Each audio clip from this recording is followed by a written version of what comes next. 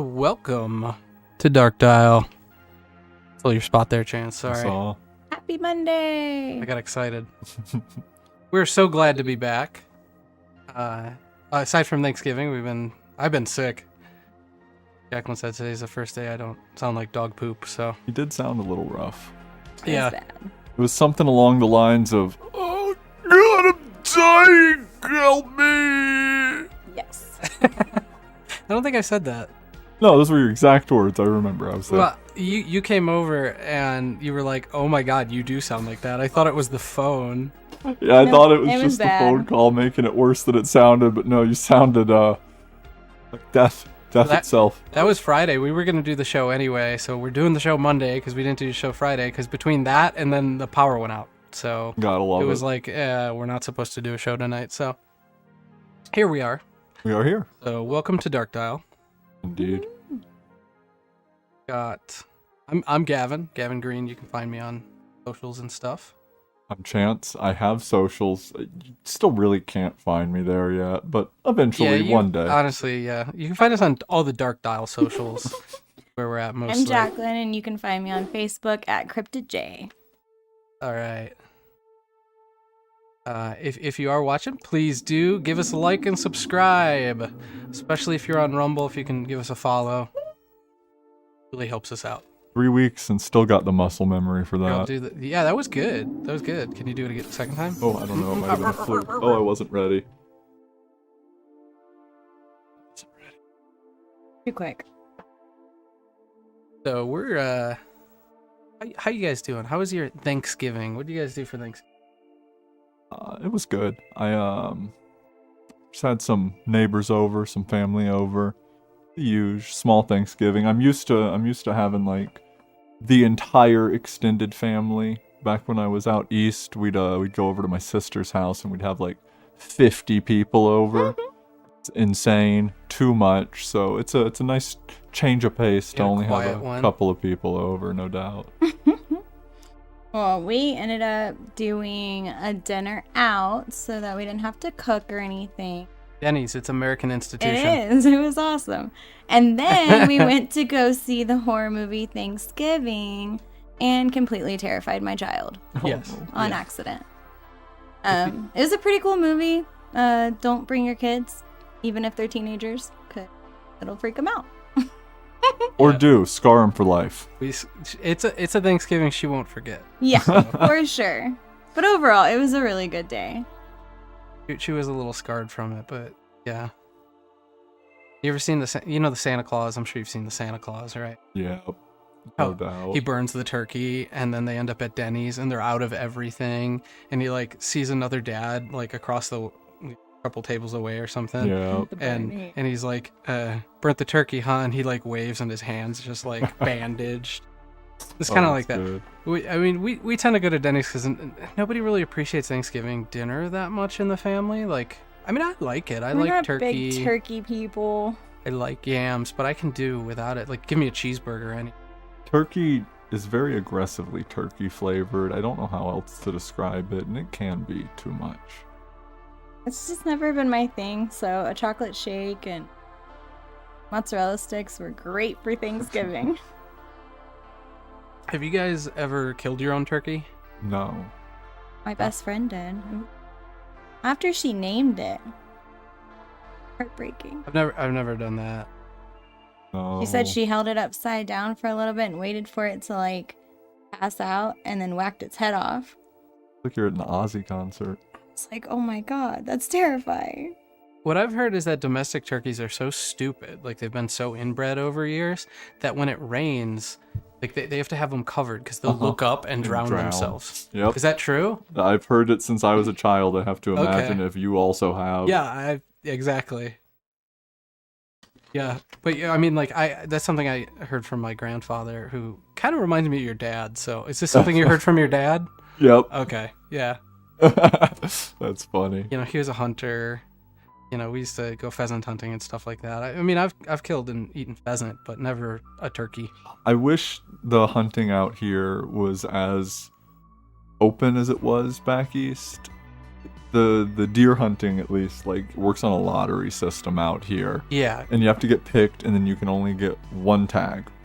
Back out east, it was open season. Like when it was season, it was open for bucks, and you could get like 3 doe. You could kill as many bucks as you could, and then you could get 3 doe. It may have been reversed. I don't exactly remember 100%, but I tell you what, you can stock up a freezer for like 5 years in one season if you really want to. Yeah, it was never a big deal to get like licenses for deer up in the Midwest. But Well, they're everywhere in yeah. those kind of environments. Part From of it's Texas, I population think people control. just kill whatever. There's only a few things that are open season out here. I know coyotes are one of them. And we You're have probably so right. many of them. And we have so many javelina, like the ones in our yard the other day, which was like, what, 9 of them? Oh my god. Oh yeah, Knocking we down had a our video trash with a can, ton of- acting And you a guys fool. are in town. Yeah. Yeah. Like, oh my god. Enough that I did not think that would happen. We Our had- neighbor came over the next day and she's like, "Did you hear it?" And we're like, "No." And she's like, "It woke me up at 3 o'clock in the morning and I chased him away and I was throwing rocks at him." No. She saved our garbage can Yes. from the Oh. javelina. And she What a picked up all the saint. trash. She was so sweet. Yeah. No, it was My sweet. bad for putting pumpkins That's in exactly the what trash it was. can. They wanted the pumpkins. Which is funny because the pumpkins were out. They never messed with them until we put them in the trash can. They that were literally night, they- Then sitting they knew. outside. They Yeah. knew. There was a whole Apparently. family of them, and when you watch them on the cameras, they look adorable, but they're Yeah. so mean. Oh, that's funny. So, funny aside, as we're getting warmed up here, Chance once talked to me over, like, I think it was Discord, and we were at video chatting, and he had this terrible black eye, and I'm like, oh my god, what happened? Like, who did you get in a fight with? And he's like, I went to go out to my car, and there was a javelina chewing on my tire, and I kicked it away, and it knocked me over. I fell down, and it trampled my face. And I was like, that sounds traumatic. Like, I was seriously worried for him. And the next time I saw him, I'm like, wow, that healed up really good. That healed up great. Like, you're looking pretty good. I didn't see you like the next day, but It was like a week later. yeah, I'm so- like, yeah, you look okay. You feeling all right? He's like, yeah, I'm good. Like a year later, he reveals to me he was using like a Snapchat filter just to fool me and spun this yarn about javelinas attacking his car tire. Don't worry, I did it. That's a good one. I got scratched in the face by my cat once while I was in college. And when I got asked what happened, my response was, well, you see, I got a knock on my door, right? And I go to open it, and there's this guy standing in my doorway, and he just looks up at me, he waves with one arm, his other arm's behind his back, and then really quick, he pulls out a wiffle ball bat, hits me in the face, and runs away. And I am just left there stunned with, like, wiffle bat marks on my face. Wait, who did you tell this to? Oh, anyone that asked. Oh, okay. I mean, it's a good story. I don't know. Some of those filters are funny. So the other night, we had the sleepover and stuff, and the girls had Snapchat on it, and they faced it towards Gavin and I, and oh my god! In one of them, I'm like a man. I look like Fabio, and in the other one, I'm like a 500-pound face, and then the other one, I was consistently crying. No matter what I did, I was just crying. Yeah. And then they got a few of Gavin where he looks like a demon. It was Oh, that's hilarious. funny. They had us rolling. Oh, it's funny. Nothing better than filter. They took away the ability to use Snap Camera on PC, and it's very unfortunate. But to anyone who's interested, you can still just look it up. Yeah, there's a way to do it. You gotta use like an old version, right, and Mhm. patch it. And patch it, and then you can still get the filters on your webcam, and they're fun. They're fun. It's Yeah. a good time. So you can disturb your friends by Spinning javelina yarns. or calling them up and you look like a woman. Or Fabio. I was one good looking man. Oh, that's funny. I don't know, that one time you did it though, I looked like not a very good man. was not It's good. interesting the effort people put into those filters. Oh yeah, I've used the like filter creation suite that Snapchat had for a while, and it's like surprisingly difficult. So the effort that they put in is actually more immense than you even think. I believe it. Like, just making a simple something took, like, a day. I did the supermodel one where it, like, makes your face... It didn't even look like me. Like, at all. It was terrible. I mean, that's kind of the point, is they completely destroy. Yeah, but it almost made me look like an anime character. It was Hyper weird. reality There's a is lot what of we them live like in that. now. Like, we've explained to Jacqueline before the whole... Is it VTube or VTune? VTube. Tube? Yeah. VTube movement. Well, they're all owned by, like, one company, too. Like, a holding company. All the VTubers? Yeah, all the big ones. A holding company came in and, like, bought them all out under contract, and they're all part of, like, one big conglomerate now. It has become, like, a legitimate thing. It's kind of freaky. Yeah, you'll see, like, there'll be, like, 1 million people watching a stream of somebody's motion cap. It's not even motion capture, right? It's just live 2D. Live 2D. It's just like webcam capture that they paint over everything with goofy anime waifus. The cameras to do the proper capture for live 2D, by the way, you can do it with a webcam, like a Logitech something, but it's not good. The cameras to do proper capture are anywhere between $800 and like $2,000. Wow. Yeah. So is it kind of like an Xbox Kinect? Where it does, like, it's LiDAR. Okay. It throws out a bunch of LiDAR dots. Okay. I saw a thing, I was watching a thing about the metaverse, as in Facebook's metaverse. Yeah. Which, if you don't know, okay, so the metaverse is a term for, like, an all-encompassing view. It originated in a novel in the 80s, I want to say. Yes, that's what I was going to get into, which I think is really funny because I've never read that novel. Me either. I can't even cite the name of it. Me either. But I know that the metaverse came from this, like, sci-fi novel. But in the novel, it's like this free and open source space that everybody goes into to escape the oppression of, corporations that are in the real world. It's like the Matrix if the Matrix was the good guy. Yeah, that's what it sounded like anyway, which I think it's ironic that the term has been co-opted by one of the largest power brokers on the planet today, Facebook, so much so that they changed their name to Meta. And then they absolutely drilled themselves into the fucking ground. It seems like it. I mean, like, so the video that I watched, what it was explaining was, it's Zuckerberg's gamble on hardware because they don't have control of any hardware platform. So by having control of the Oculus, because they bought Oculus, which wasn't that John Carmack, or was it? I don't. It was one of the id guys. I think it was John Carmack's project. I might be getting their names mixed up, but id Software, as in the guys who created Doom. He started the Oculus thing. He's also done some, like, crazy, like, rocket, borderline SpaceX stuff. The guy's interesting mogul, right? Yeah, and coming out of a game studio, Doom was like probably the most influential video game that has ever happened. Let's be real here, and that's why that man is a mogul now. Yeah, absolutely. Like, it was literally the most influential game. Bill Gates apparently yelled at Microsoft, guys at Microsoft, that, like, how in the hell does Doom have better install rates than Windows? Like, he was really upset about this. Oh, that's good. Yeah, he was, like, looking to Doom, like, we need a larger install base because it was lagging behind Doom at the time. That's good. Anyway, so in this video, the guy, I don't have it to pull up, and honestly, I don't think we'd actually want to react.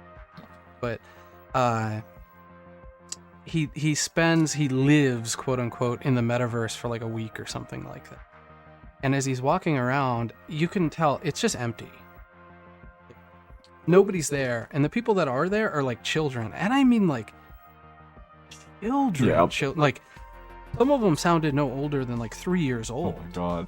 And Weird. this is Facebook's metaverse we're talking about here, Yes, right? Facebook's metaverse. Okay. Which, just for people that haven't seen it, to give you an idea of the aesthetic of it as we're talking here, it looks like a downgrade of Roblox to like 2002. Okay, yeah. it's not like a high quality product that's empty. It is a low quality bottom shelf product that looks like it exists to shill advertisements and not much more.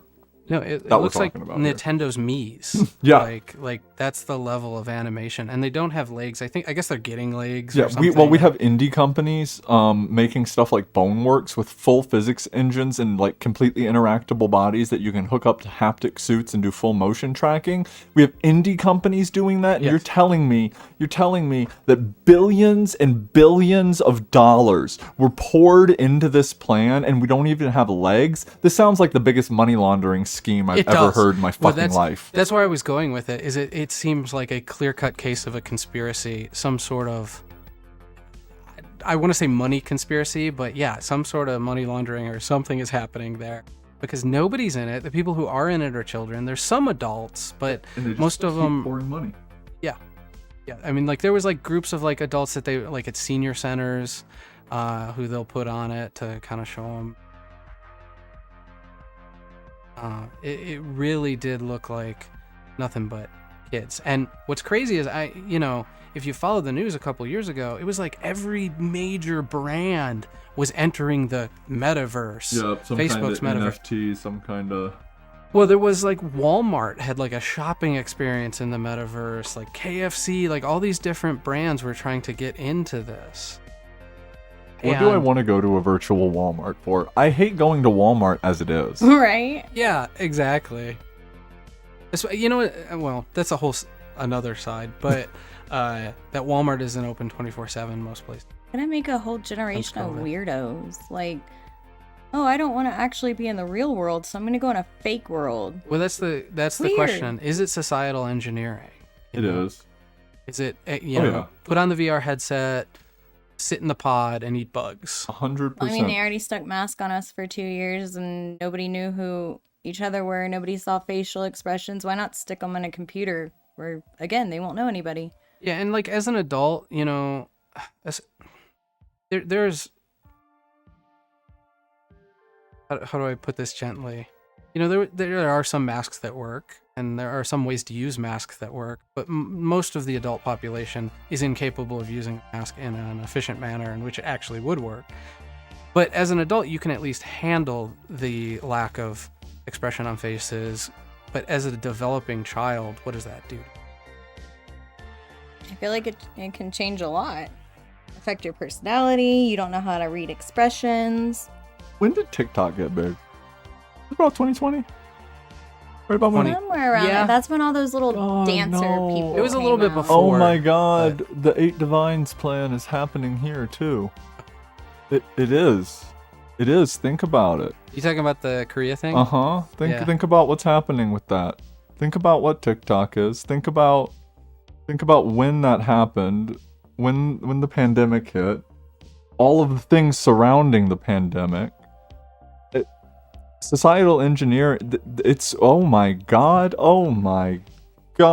we're in an informational war and we don't even know it. Oh my god. I'm a little retarded. Alex Jones reference. I was just gonna say, okay, Informational Alex war. Jones. Yeah. Well, InfoWars. Oh my god. Hold on, I'm sorry. I'm having so like an in the epiphany right now. metaverse, he ran into one creator who had created you can create like separate worlds, and there are some paid creators who create worlds within the metaverse that I'm guessing Facebook contracts and pays. The only thing I could think would be that, yeah. And he ran into one guy, and it's this one guy who's a creator who's made a ton of these worlds, and he's standing there and he's just surrounded by children, and he's trying to ask him questions. These little kids are just running up like, hey, rah, rah, rah, and he's like, hey, I'm trying to talk to him. Just back off for a second. Like, you could tell this guy's just used to being surrounded by children. Oh Now, my gosh. if that's what you grow up on, if you grow up on the metaverse, what is that going to do to you? Now, I think I said it already. Facebook did do a tech demo that was really impressive. I don't know. It doesn't matter. Where Zuckerberg was interviewed by a popular podcaster.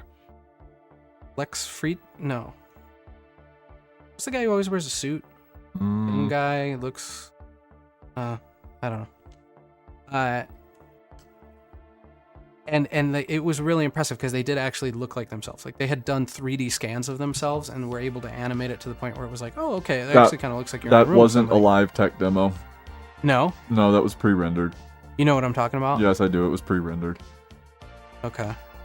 Yeah, no, they are smoke and mirrors. Like all the way through. Lex Friedman. That's who I'm talking about.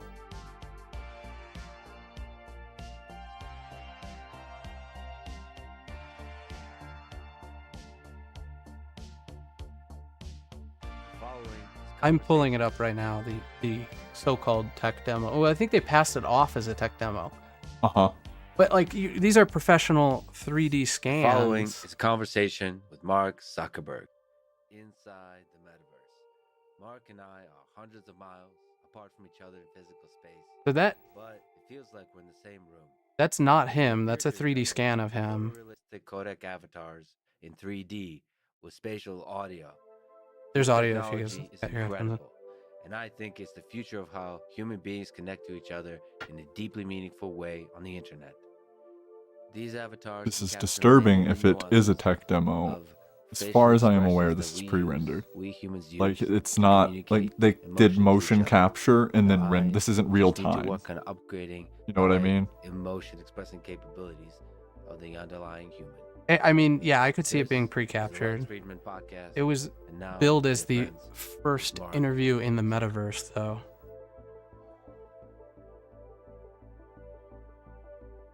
So Chance is far more into VR than Jacqueline or myself, but we all I've do been have. following it for a long time. Yeah, we all do have like what Quest 2 headsets. This is so Yeah, great. fair enough. It's my least favorite platform to be on, though. I gotta be honest.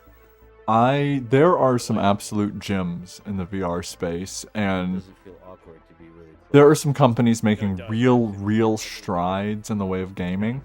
Honestly, I would like to see VR just stay in the realm of gaming. I think it is going to destroy us if it comes to something like this, like what we're seeing here. If this becomes the future of VR and it's not just for having fun with, if we start interacting inside of headsets. I mean, Boneworks is literally a game about a company who gets people stuck in VR. This is really the most incredible Like, I mean, it's like it. besides being your personal space.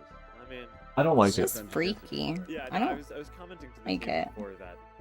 In even any though case, this I does feel it, we like technically choke this each is other very further impressive. distances than it feels like we But are. this has to go I along mean, with this the is VTube really thing, right? incredible. I don't know The how same to sort of describe motion it. tracking they're doing. It really has to feels be. like- I just, I don't like feels it, like we're man. in the same room. Yeah. It feels like the future. This is Yeah. truly incredible. I just wanted to take it. I mean, in. this interview, I'm gonna be real, is propaganda. It's really Have you weird. seen this before? Not You're all the not- way through. you're No, Okay. I've watched a couple of minutes of it, like pretty much to You're about where wearing we're a at headset, right I'm now. wearing a headset. But it like, It's really incredible. Well, they're looking for their bottom line. That guy that I mentioned who was the creator, they're paying this guy a ton of money when they're like, apparently their total revenue, like their user base is nothing. They're making like a couple $100 on this thing that's evaluated This research project for, that you know, we have millions or Kodak billions. avatars. And the idea is that instead of actually You know, I'm just talking off the cuff. It's not like I have the numbers in front of me, but that Yeah. is video, not far what from it the does truth. Is we've sort of scanned ourselves and a lot of different expressions, and we've built a computer model of sort of each of our faces and Well, bodies Zuckerberg's and, weird anyway. He gets a lot of that heat for like giant Very pupils and alien-like. looking like an alien. well, Connect, like, but oh then man, when Why we're all does he gonna be do stuck that? inside computers, and the people like this guy that have the power are gonna be floating around the actual planet doing what they. an encoded version of what you're supposed to look like. I'm gonna actually lose my mind. One of the solutions to the Fermi paradox, which is, you know, if the universe is so infinite, where's the life, right? Is that any sufficiently advanced civilization to be starfaring would realize, that takes a lot of time, why bother? And instead retreat inward into like a virtual environment. Yeah. Maybe powered by like a Dyson sphere or something like that. Something that gets its power by harnessing every bit of energy from their sun. You're also giving a company permission to like completely scan your entire face and body. Yeah. I think I'm good. Well, Because think about it, if this tech is here now, and what AI's doing with deepfake shit, we're gonna have like, I mean, we've already have you seen the video of Assange where his shirt like flutters in and out of existence as he's talking? no. I haven't seen I'll that. pull that up real quick while we're watching Yeah, this. if you want to send me the link, I'll Because pull it up. honestly, that video looks exactly like this tech. And I've been saying that video is like 8 years old at this point, and I've been saying for a long time that was CG, that they have the power and the ability to just copy people whenever they want. The nebulous day, that is, you know what I mean? Sure. And that's what we talk about, like, how do you know what to trust today? In a world where the term deepfake doesn't do it justice. The degree to which you could fake something. And look at the videos of like the plane hitting the Pentagon on 9/11. You have this grainy video, and that's what gets put out to the public. That standard hasn't necessarily gotten higher in terms of what we end up seeing when we see security footage of event. And grainy security footage is like the easiest thing in the world to fake. Oh yeah. No doubt. Technology, so software and hardware going on. But it is a lengthy process. Looks like Gizmo's head is on fire. Future of this, in terms of making this more accessible. It starts off He is such a weird looking dude. So is Facebook going to tank because of the metaverse, or is this ultimately, so if this technology does Facebook can't exist, tank. that's true. It's a too big to fail scenario, right? Oh yeah, no doubt. I mean, even if they fail, they win. Like, But I guess what I'm saying is, if this technology exists, how long is it before we see it rushed out to the consumer market? Because, as I said, Chance, you know a lot more about VR than I do. I've played with the Oculus a little bit. I played, I think it's Duck Season, which is in the same universe as like Boneworks. Fun game, really well done, and a couple of other things, but. I like Supernatural and the Beat Saber. Yeah, Beat Saber is really popular. Supernatural, what's that? That's like a workout one. Okay, so it's another like physical. Yeah, it's super fun.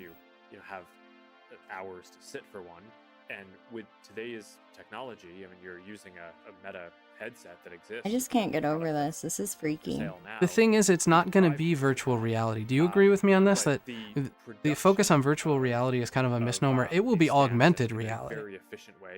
Where you start walking around being somebody else. That way you can interact with both the real world and like have an elf dance on your table. I think it is going to be divided by class. I think the very wealthy are going to have absolutely no virtual anything, and they're going to be running around the planet. I think the class directly under them is going to be involved with augmented reality, and I think everybody else is going to be stuck in a headset and told to stay there. This is a drug for the masses. Never. I mean, people said that about television when it came out, though, that it was going to control your brain. One could argue they were right, but I also think that television is an incredible tool for education. I feel like my understanding of language was often shaped by watching even just sitcoms as a kid. Yeah. On like over-the-air broadcast. Well, they've been split testing methods as fast as they can as soon as the technology becomes available. What do you mean by that? Split testing? Radio, TV, they throw it out like as soon as it becomes available to see how effective it is in that cause, right? So VR, as soon as it picked up to the point where it was viable for the layperson to afford a headset, all of the Quest 2, boom, they're running everything they can into it the same way TV got everything ran into it and radio got everything ran into it before to try and pacify the people. I'm trying to find this video. I think I'm on the right track. What's the implication of that? Okay, yeah, I'll stop distracting you. No, you're good. I'm sorry. think getting that to be tuned Hidden on under a the per mic person trying to figure basis stuff out. is gonna be Um, one of the things that we're gonna need to figure out. It's like, to what extent do you want to give people You control mentioned, over that? Jacqueline, Some people might intrusion, try to- that it feels kind might- of, might prefer a version of themselves that's more well, that it's emotive very in their invasive. avatars than their This They're idea that they're scanning going your to do entire scans of you. body. Like, they I always already get a want lot of, so much critique information Well, from you shit anyways, that they can basically predict your wants and needs and everything, because now they know everything about you. They know your birthday, they know the town you live in, they know who you're related to, who you're married to, who you're dating. Like, they know everything about your life. And then you answer those little quizzes that are on Facebook. You know, how many times have you ever, gone to this state or whatever? You're just doing those little surveys. You're basically feeding them Year your you were information. born. I always think that that's a scam for them to get passwords. They'll ask you, what's your pet's 100%. name? And then they'll get, what's your pet's name? What year were you born? Right. Where do you grow up? What was the name of the street you lived on? Because that's like a common bank question. Or like the IRS will ask you questions like that to verify based on their data of your background that you are who you say you are when you log in and do your taxes or log into your bank. And they'll trick you into giving it for, your Harry Potter name, or what's your Wiccan name, or whatever. I mean, it's all a way to just get your information. It's no different than putting like a bumper sticker on your car for your kid's school, giving away the information of where your kid goes to school. So that's what I was gonna say about the Quest. Is it's when you fire that thing up, it wants everything from you, and you have to create.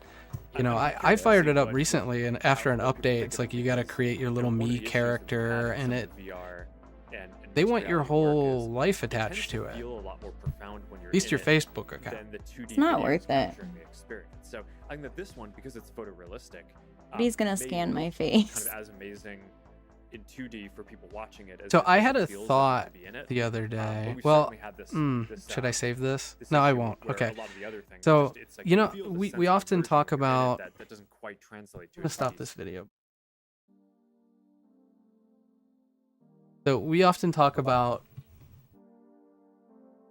supercomputers, quantum computer, and the threat that is to encryption, modern day encryption.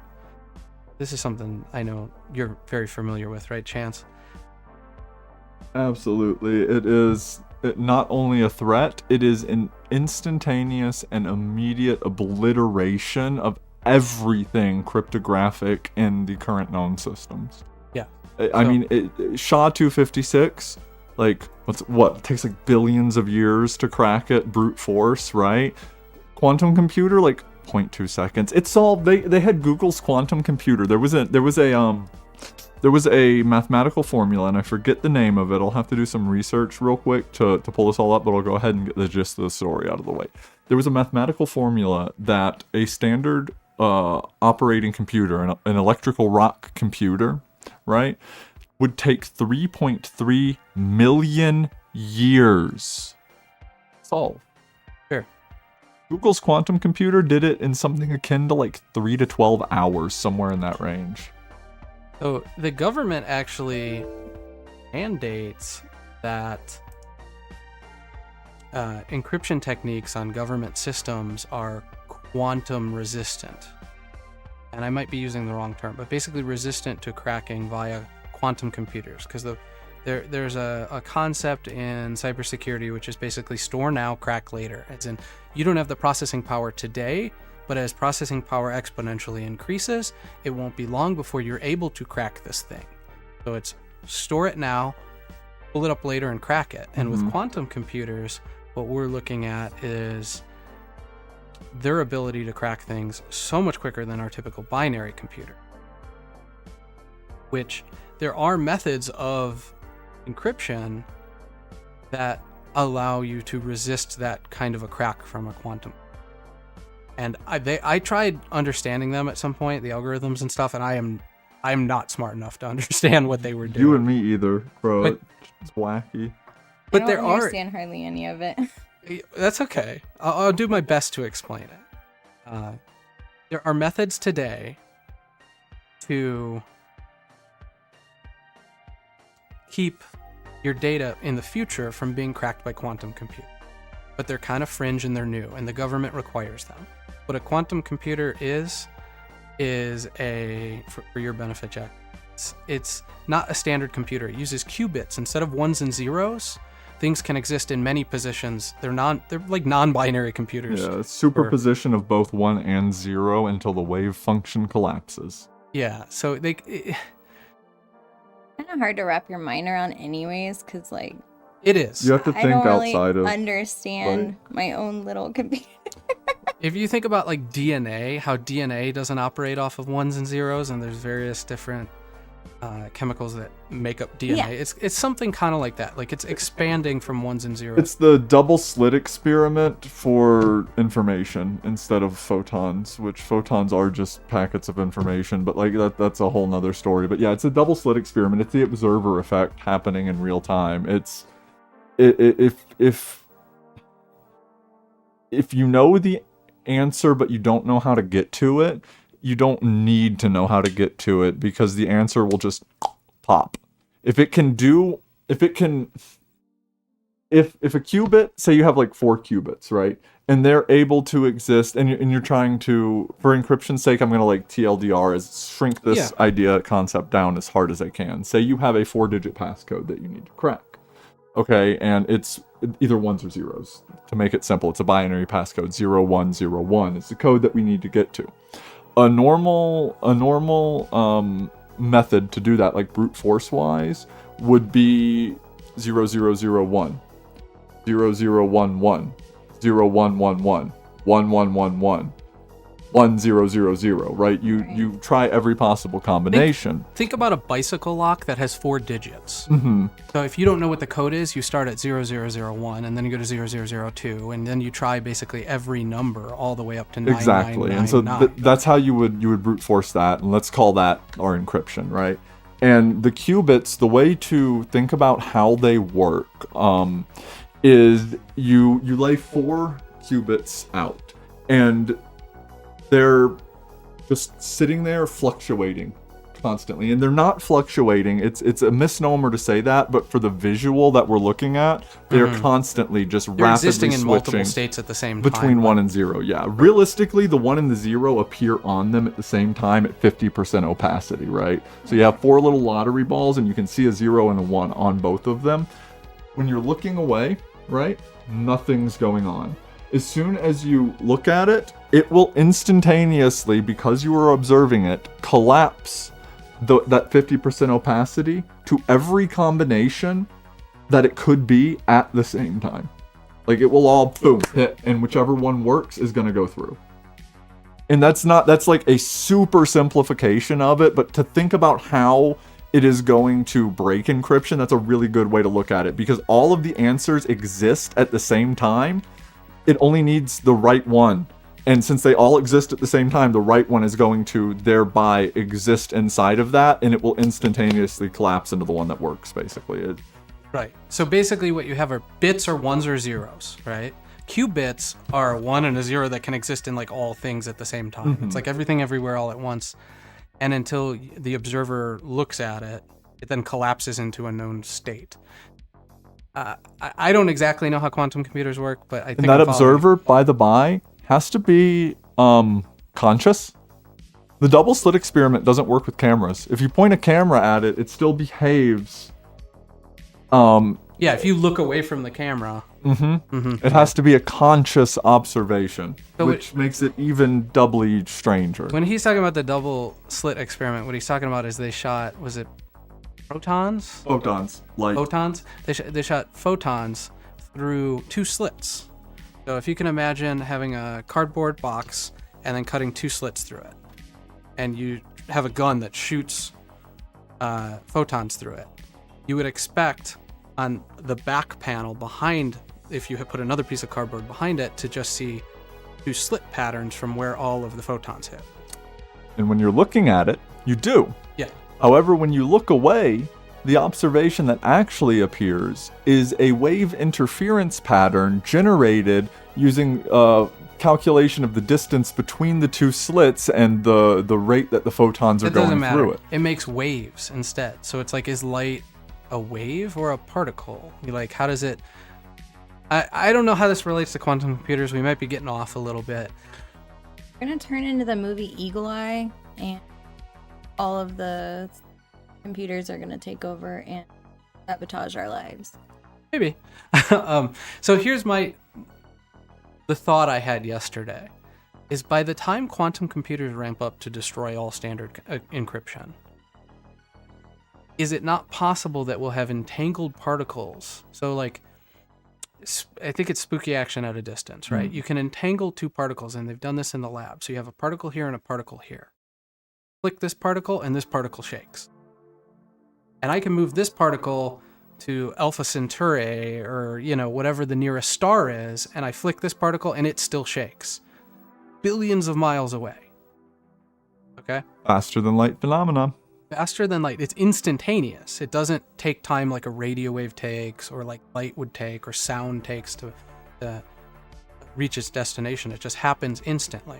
And it only happens between those two particles. So, in theory, what this would be is a way to communicate in deep space instantaneously back to your point of destination, or your, you know, wherever you're trying to communicate. You could have two disparate places billion miles away from each other, and you could communicate like you were talking on walkie-talkies, if not with less delay. You know, I think all of this is proof that reality only exists when observed in general. Yeah, here we go. I mean, electrons, the electron cloud. Recently, like, there have been a lot of talk and look into the electron cloud being a quantum superposition. You know how you think of the atom, the picture where they're floating around in rings? It's not like that. They exist in every possible position in that magnetic field around the nucleus of the atom that they can, and only when observed do they collapse into an actual readable field. Well, that makes sense. And Only that's when like we point the telescope at it. every atom exists under the observer effect. And if that's the case, you can't tell me reality doesn't exist. Like, if a tree falls in the forest and doesn't make a sound, no, it didn't, because no one saw it. So here's my concept, right? These two entangled particles. You can send data through that because it's easy to make a 1 or a 0, right? Click one click means 1, off is something like that, right? So you could send data, 1s and 0s instantaneously, and you could do that incredibly fast as you could have a machine do. Now, if I gave you that particle chance and I had the particle and we could communicate back and forth, that line would theoretically, as far as we know, be the most secure line on the planet. In the universe. No way to intercept it. So forget encryption. We can just literally have point-to-point communication instantaneously. Do you guys hear a black van outside? Right. I mean, theoretically, you could do that. No, you wouldn't need encryption because it's not sent. Nothing is traveling. They're just entangled. There's no intercepting that.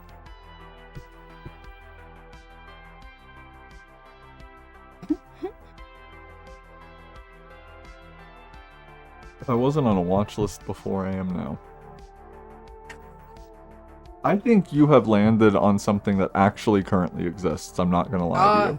I mean, they've entangled particles in labs. I know, so and if they've entangled particles in labs and we as the public know about that, they're using it as a communication method. I have no idea how they entangle particles, though. How do you do that, and how do you sustain that? And I no clue.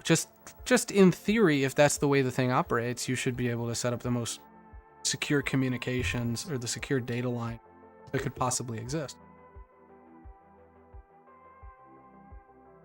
But by the way, if you're watching, please subscribe for us while Chance's mind is blown. Or give us a follow on Rumble. Yes, if you're on Rumble, please give us a follow. If you're on Twitch, you can follow us too. We kind of like Twitch. I don't know. We're out there. We're on Twitch.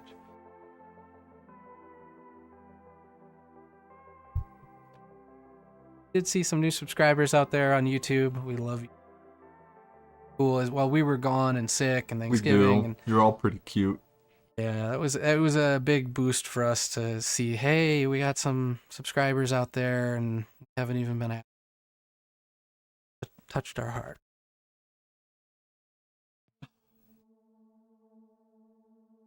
Well, should we get to one of the things we actually plan to get to? Yeah. Yeah, or else I'm gonna keep diving down this rabbit hole in my head.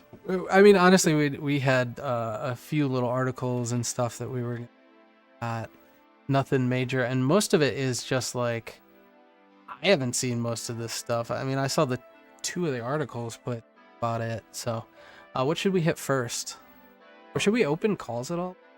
I don't know. What do you guys think? Totally up to you. We open calls for a minute. I don't know. Do we got a couple people out?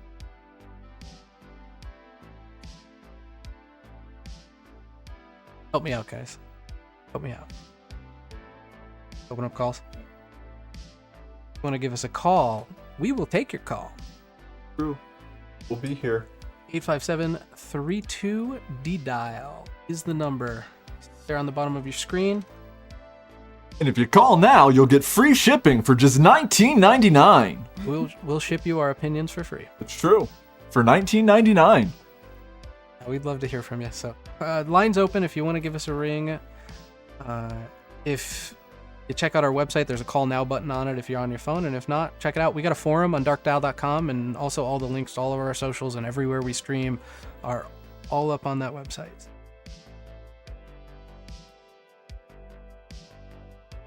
So let's hit this article, shall we?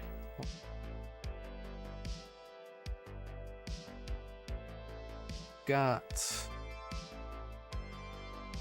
exclusive. CIA's secret office has conducted UFO retrieval missions on at least 9, count 'em, 9 crash sites around the world. Whistleblowers reveal. Coming from the Daily Mail, who is advertising something for my toilet. They do. Yeah.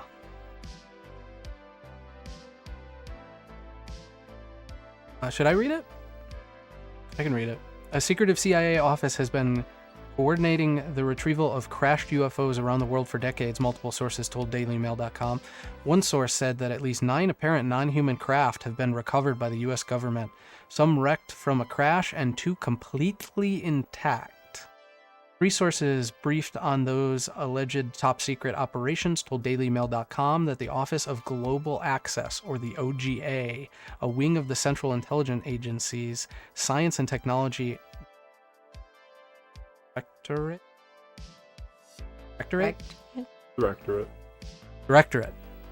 has played a central role since 2003 in orchestrating the collection of what could be alien spacecraft. The 3 sources who spoke on condition of anonymity to avoid reprisals have all been briefed by individuals involved in those alleged UFO retrieval missions. Though the shocking claims sound like they come from a science fiction novel, they are part of a growing body of evidence suggesting that the US government could indeed be hiding advanced vehicles that were not made by humans. Check out that logo. Can we talk about that for a minute? That is the most 2001 evil supervillain corporation logo I've ever seen in my life. Right? It looks like an evil superhero. Not a supervillain. It looks like a evil superhero's like chest plate or something. It says they have played a central role in collecting alien spacecraft since 2003. This is one of those disclosure hearings, is it not? That's George Knapp, and I forget his name. Isn't it Jeremy Bell? I'm not sure. Something like that. He's done some UFO documentaries, some good ones actually. He was with Bob Lazar on the Joe Rogan podcast. And this is, I think it's George Knapp is his name. He's one of the Georges. George Norrie, George Knapp, George, I think. And he is, if I'm remembering correctly, he's a Vegas reporter who has been involved in alien and UFO stuff for decades now. I believe he was the one who broke the Bob Lazar case. It says a former high-ranking intelligence office is one of 3 military whistleblowers who testified under oath about UFOs. Rushk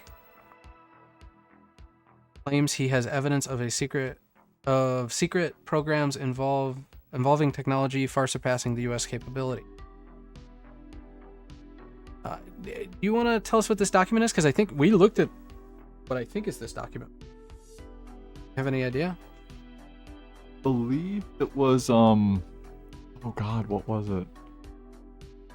I think it's one of the. We did look disclosure at it. I had disclosure bills. Yeah.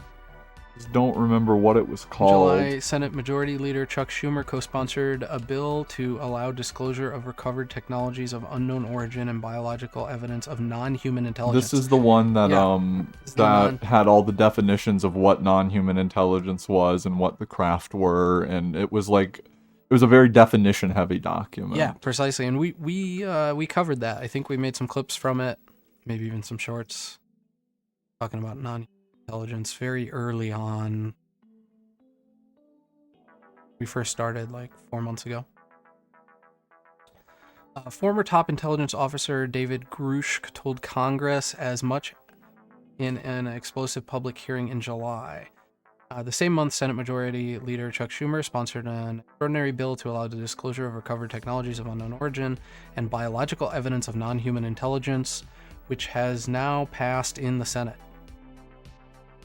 Sources who spoke to DailyMail.com shed light on how the CIA has allegedly coordinated the secret recovery and storage of these alleged crashed and or landed UFO.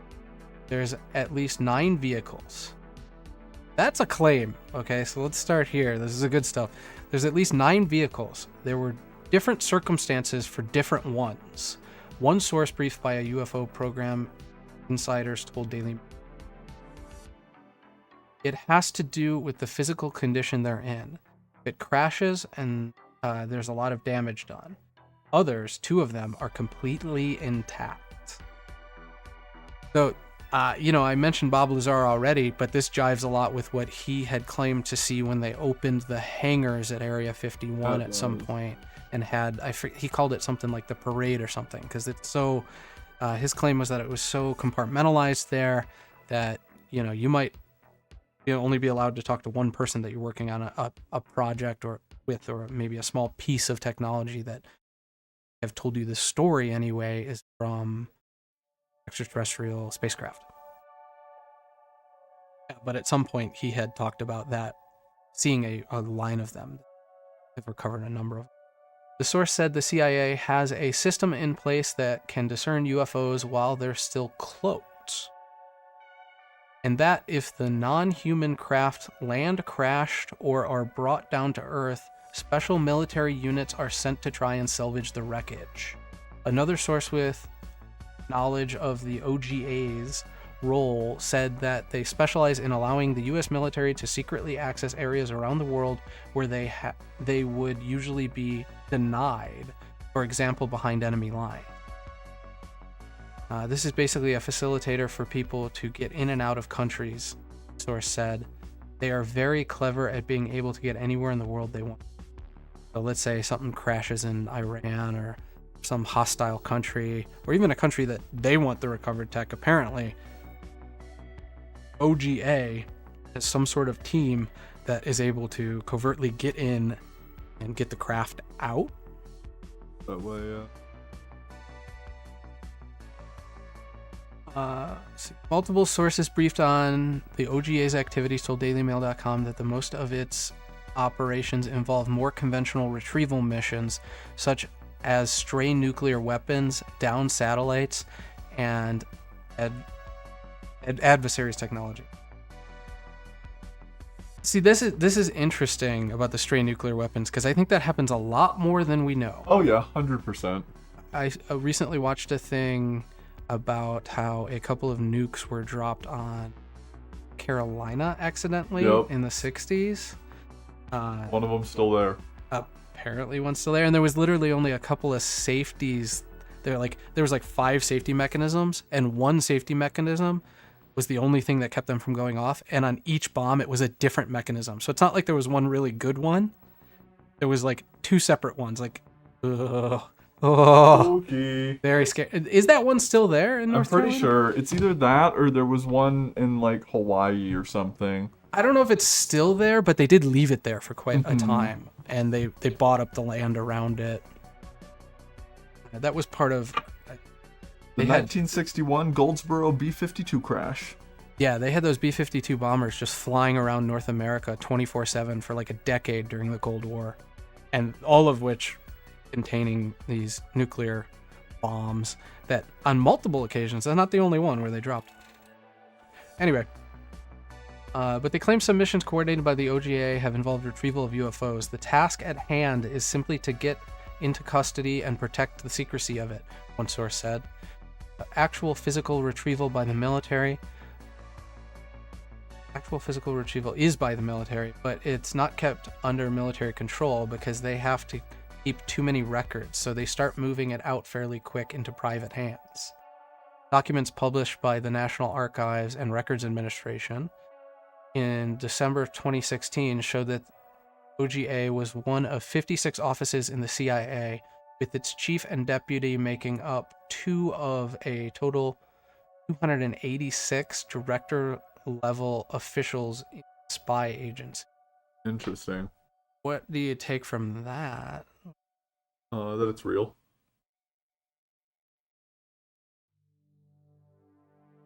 "56 offices in the CIA. Chief and deputy making up a total level officials in the spy agency." So there are 2 out of 286 directors in the CIA That That- work for this.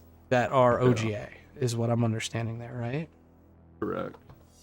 An unclassified organizational chart published by the CIA in November 2015 lists the OGA among 9 offices in the science and technology wing of the agency. Late CIA expert Jeffrey Richelson wrote in a 2016 book on the agency that the OGA was established in 2003. That's pretty recent, and cited a CIA description that it integrates analysis technology and tradecraft to attack the most difficult targets and to provide worldwide collection capability. Raidcraft? I think that's kind of like buzz term, right? Has to be. Yeah, I mean, I've heard that before when it comes to like Lockheed Martin and stuff. 2003 though, we're talking 2 years after 9/11. So if anybody's recovering UFOs, it sounds like it's these guys. Yeah.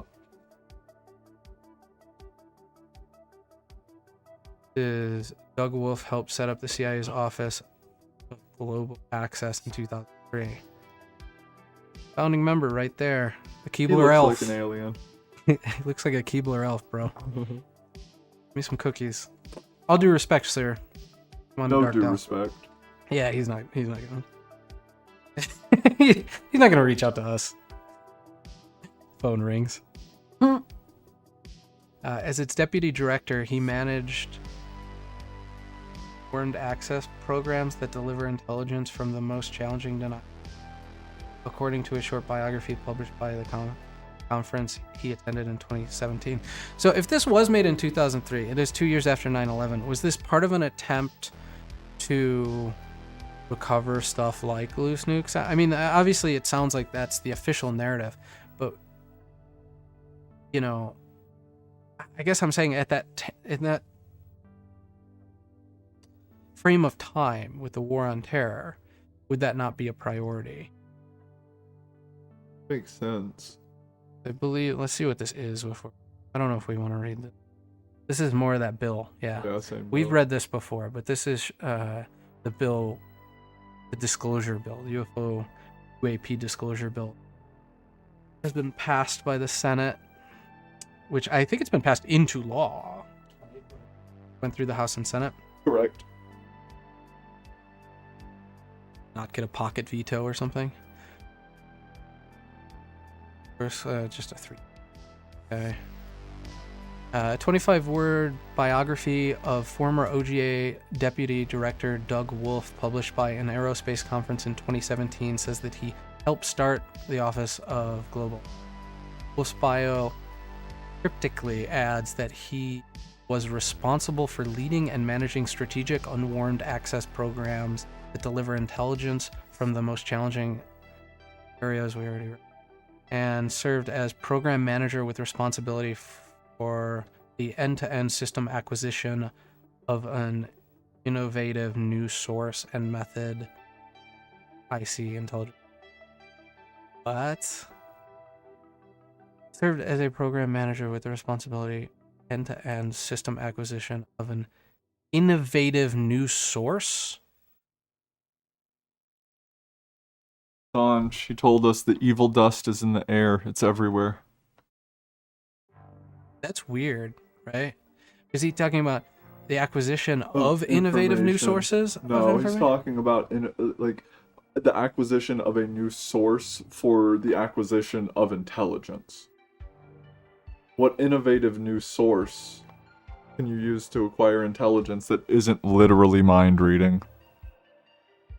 Right? Yeah, are we talking about like remote viewing here? Stargate. Two sources told DailyMail.com that the OGA coordinates with special operations forces such as SEAL teams and Delta Force under the Pentagon's Joint Special Operation Command, JSOC, or nuclear weapons experts such as the Nuclear Emergency Support Team and NEST to collect the crashed or landed craft. But another source who was briefed members of Congress on alleged crash retrievals said that NEST has not been involved. Of course somebody else said we don't do that. Yeah. Yeah, of course. Okay. A spokesperson for the agency also denied involvement. NEST personal encounter materials from unknown origins. Said, in fact, one of NEST's missions is to help determine the origin of nuclear material interdicted outside of regulatory control or use. During its operations, NEST has never encountered any material related. In a written statement, a JSOC spokesperson told DailyMail.com, "We have nothing for you on this." All right.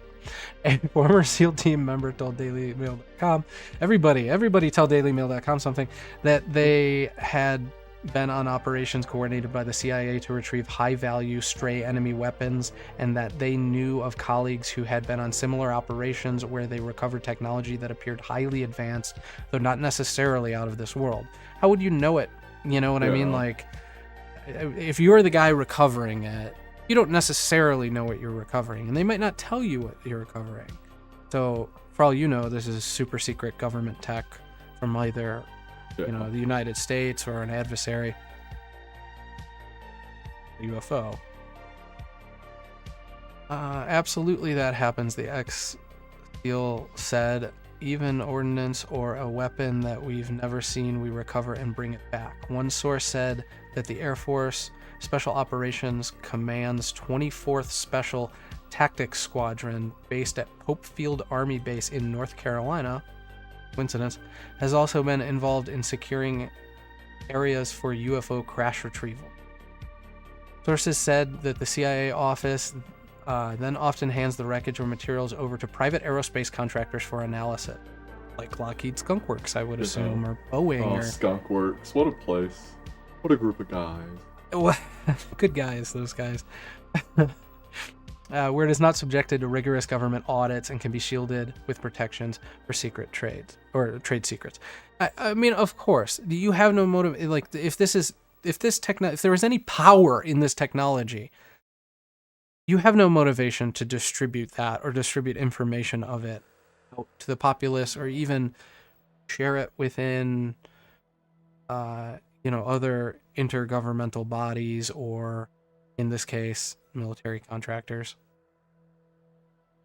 The CIA is the portfolio manager or owner of the UAP crash retrieval operation, one source, who has shared their information with Congress.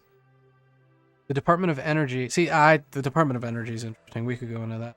The Department of Energy's national labs are materials analysis contractors whenever recovered radioisotope are involved, but not always just radioisotope.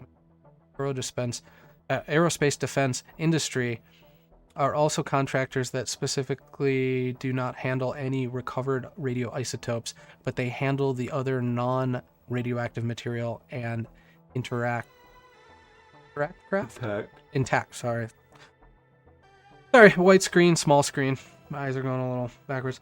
Multiple sources said that many of the people involved in these programs may not even realize they are dealing with non-human craft due to the intense security and compartmentalization of information in such top secret programs. Just like we said before, you wouldn't necessarily know what it is you're looking at. Like you could look at something that would look alien to you, but the back of your mind, the logical part of your mind would say, yeah, but this could be some sort of secret technology I'm unaware of. No doubt.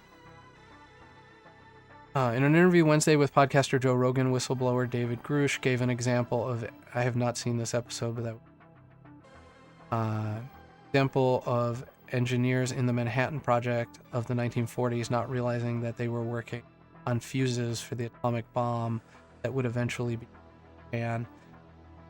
I don't know if you watch that new Christopher Nolan movie. I have not. What is it? Oppenheimer? Oppenheimer, yeah. No, I haven't seen it yet. They talk about all the leaks in between. Like, they didn't do a really good job compartmentalizing in that, to the point where, like, Russians got secrets. Oh, that's lovely. Yeah. Well, that's probably how they developed it, is they had spies within that program. No doubt. Late Senate Majority Leader Harry Reid. Now, Harry Reid's an interesting guy. Do you know anything about Harry Reid? He was a senator, and he was Majority Leader of the Senate from Nevada. And he has been railing about UFO stuff for as long as I can remember. He's always been an advocate. He's a Mormon guy from Nevada. He's retired now, stepped down, but you'll occasionally still see him in interviews and stuff. I believe he's in a wheelchair. I don't think his health's very good. Anyway, he told the New Yorker in 2021 that top defense company Lockheed Martin was one of the private contractors holding potentially alien wreckage. I was told for decades that Lockheed Martin had some of these retrieved materials, he said. As majority leader, Reid was one of the Gang of Eight, a select group of top lawmakers given access to the country's most close-held secrets too sensitive to share wildly. Which is funny because I still think they hid all this information from them.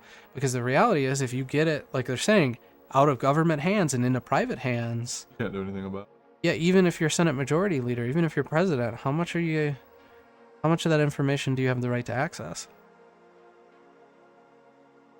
Okay, but here it is. But even he was denied access to these alleged programs, he told the magazine. I tried to get, as I recall, a classified approval by the Pentagon to have me go look at the stuff, man. They would not approve that. I don't know what all the numbers were, what kind of classification it was, but they would not give that to me. Reid helped set up a new UFO investigation office in the Pentagon in 2008 to probe the regular encounters U.S. military, pilots, and other armed force members had with strange objects in the sky and sea.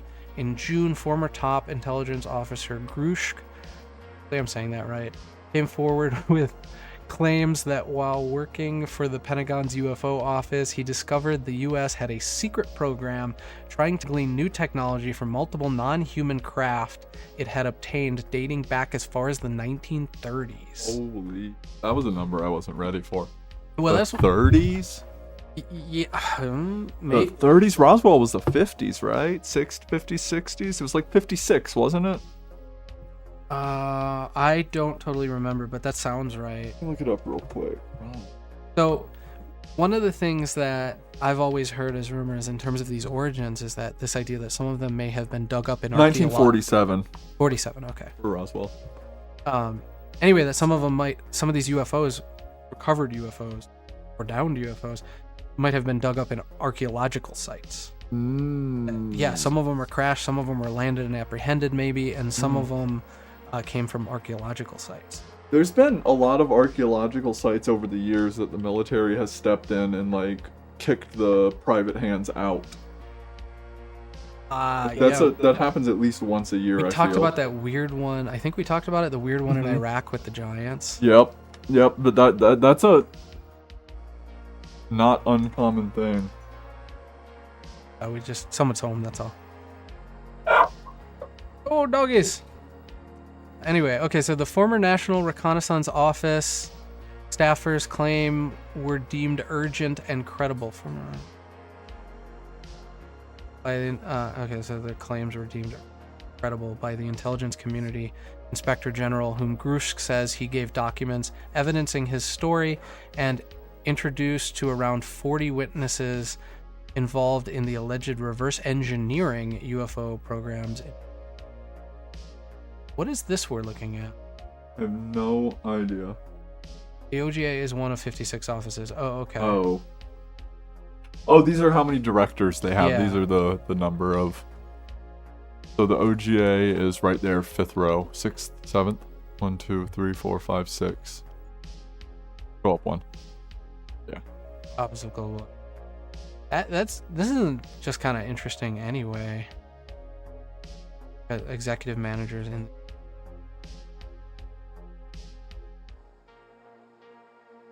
Be along in this thing. How long is this thing? Oh my god. Keeps going. We're getting into And ads. go.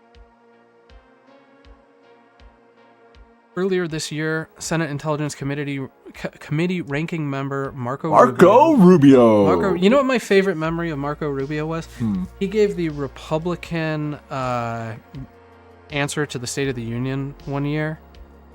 Who was president? I think Obama was president, and they had Marco Rubio do State of the GOP State of the Union after him. You often see the opposing party, like if you watch the State of the Union, the president gives his address, and then they'll have the opposing party give some sort of counter view. And they had Marco Rubio do it once when Obama was president. Marco Rubio's pretty young at this point, and I just remember him just being a sweating mess. He looked like Nixon on stage. It didn't make him look good at all. But That's funny. Rubio's from Florida, I believe, right? I think so. Ranking member Marco Rubio told TV news station News Nation that he had spoken to some of Florida. these first-hand program insiders who allegedly worked to glean new technology from potentially alien-captured craft. These are people that have come forward to share information with our committee, or there are people who, over the last couple of years, Rubio said in June interview. Some of these people still work in the government. A lot of them are very fearful for their jobs, fearful for their clearances, fearful for their careers. So he said jobs and careers twice, which honestly, it just makes it sound like he wanted to say life. Yeah. Some of them are fearful of harm coming to them. And clearances, for their sake, might as well be another instance of career and job. Mm-hmm. Yeah, absolutely.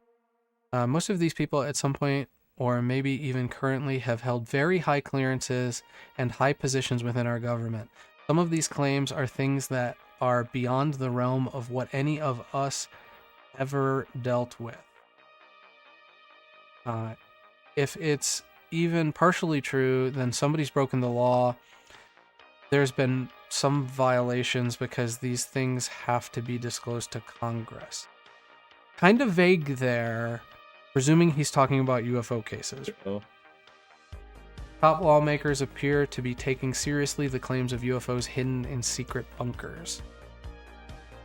Senate leader Chuck Schumer co-sponsored the bill to create a board with presidential-level powers with the aim of uncovering and disclosing any non-human craft or even bodies held by the...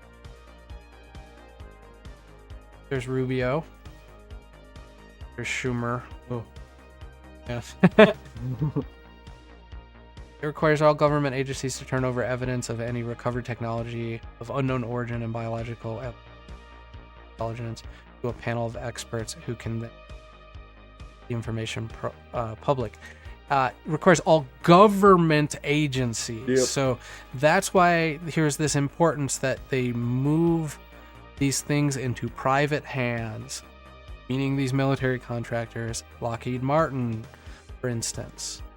I don't know. I'm sure you can think of some other ones. Boeing, Raytheon, baby. Raytheon. Yeah. So that jives with what they're saying. Yeah. That jives with what these people who are these whistleblowers are saying. That hey, no, they get this thing and they get it out of the military's hands right away, and they get it into private hands because they don't want a paper trail.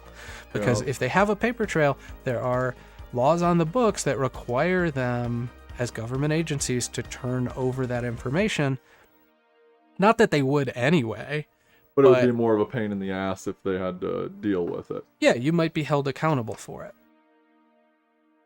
The Senate has voted in favor of Schumer's bill. If passed in the House of Representatives, it will be added as an amendment to the annual military spending bill of 2024. So I guess it's still in the House. What passed recently then? There was something. Oh! Was that earmark for the internet stuff? The FCC's. Oh thing? yes, yeah, That we wasn't can even get a bill, into it that. was just a fucking royal decree. Yeah, we could get into that one. That's a weird one. I don't even know where to take that. Okay, the American public has the right to learn about technologies of unknown origins, non-human intelligence, and unexplained phenomena, Schumer said in July press release announcement announcing the amendment.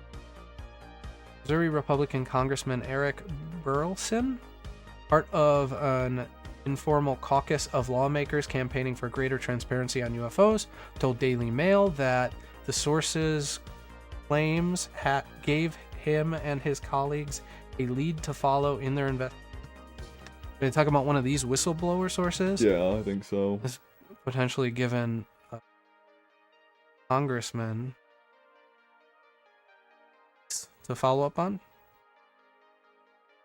There are the kind of specific programs, these are the kinds of specific programs we've been trying to get the names of. It's been so difficult because we can't get that information, specifics from Grush or from the intelligence community. Inspector General. Who's the intelligence community inspector general? That's an SIC edition. So he said with specifics from Grush or from the inspector general, and they're just adding intelligence community in to clarify what inspector general they're talking about. Yeah, I'm just wondering, like, there's an inspector general of the entire intelligence community, because the intelligence community is kind of a nebulous term anyway. We're not talking about this just the CIA. We're talking about the CIA, FBI, yada yada. Secret Service. I can't confirm it's true, but it certainly gives us a trail to follow. I think that if it does exist, even if they give us no information beyond that, I think we owe it to the world to disclose that. I think it's an interesting article just to follow up what we've been talking about in terms of these disclosure bills. Kind of vague on who these whistleblowers actually are.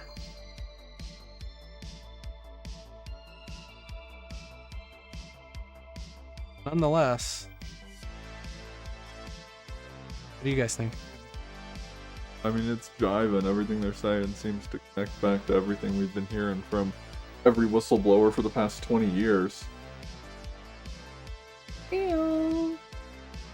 I think there is probably some technological find that they can't stop from getting into the public within the next 10 years, and that's what this is about, so that they can have a reason to release it. We're gonna have a drastically exponential increase in technology the same way we did when computers came around. Like, that graph looks like this, but it's about to like invert on itself.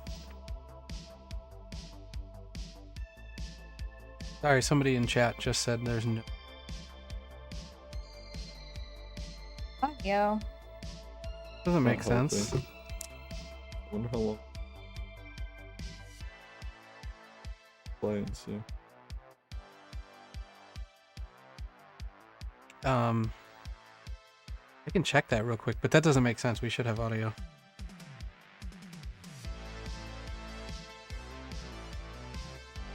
We don't have audio. Wait, hold on. We have audio. Yeah, okay. Sorry, I put the headphones in and wondered why my laptop wasn't playing. Was that on Rumble you checked? YouTube. Will you check on Rumble real quick? We're checking for you, sup dog. Pause on everything. It should be there though. They're all the same stream, so unless Rumble's messing up. Being real, it might just be your computer.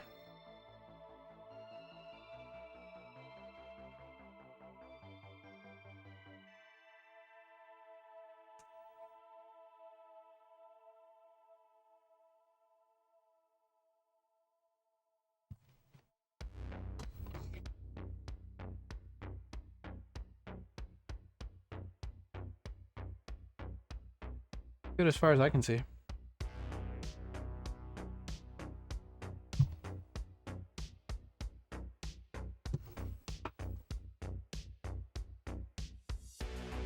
Yeah, we're good. Will you check on Rumble? Yep. I just unmuted it long enough to hear myself go. Can you check on Rumble? Now that'll be on the stream, but that's okay.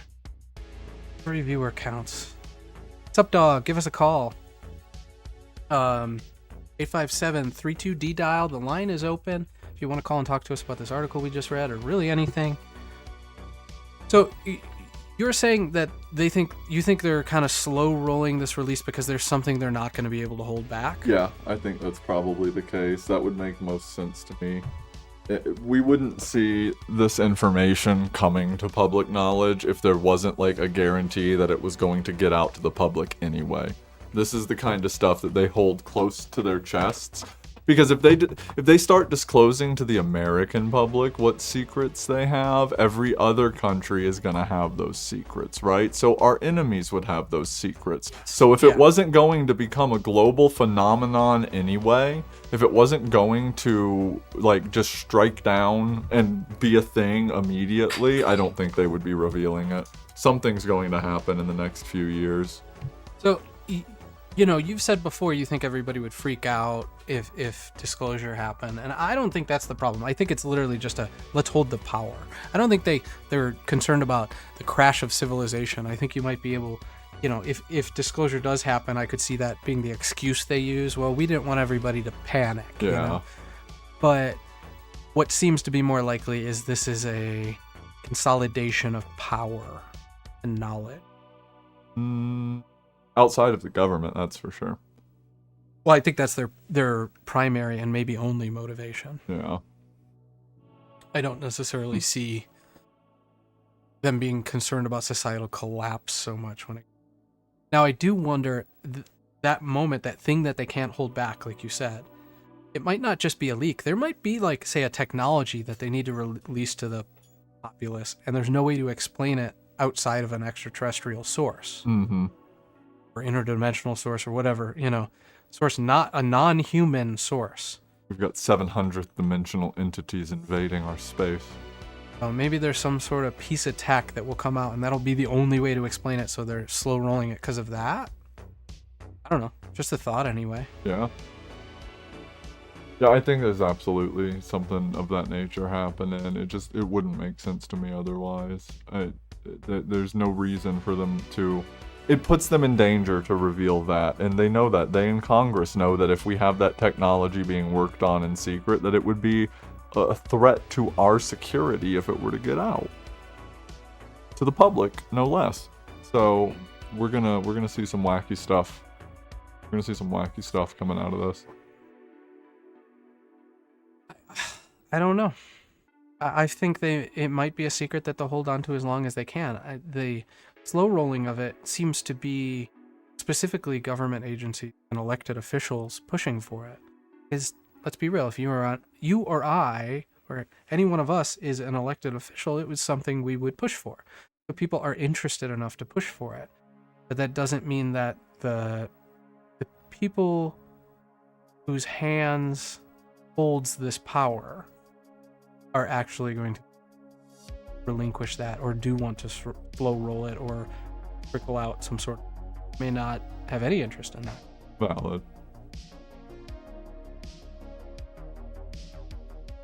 Give us a ring, 857-32D dial. If you are watching, please be sure to like and subscribe. Give us a follow on Rumble.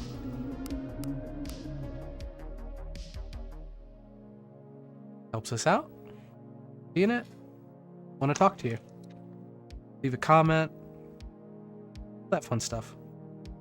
We do read them. It's true. Some guy said I looked like Jesus, and I appreciate him. It was pretty cool.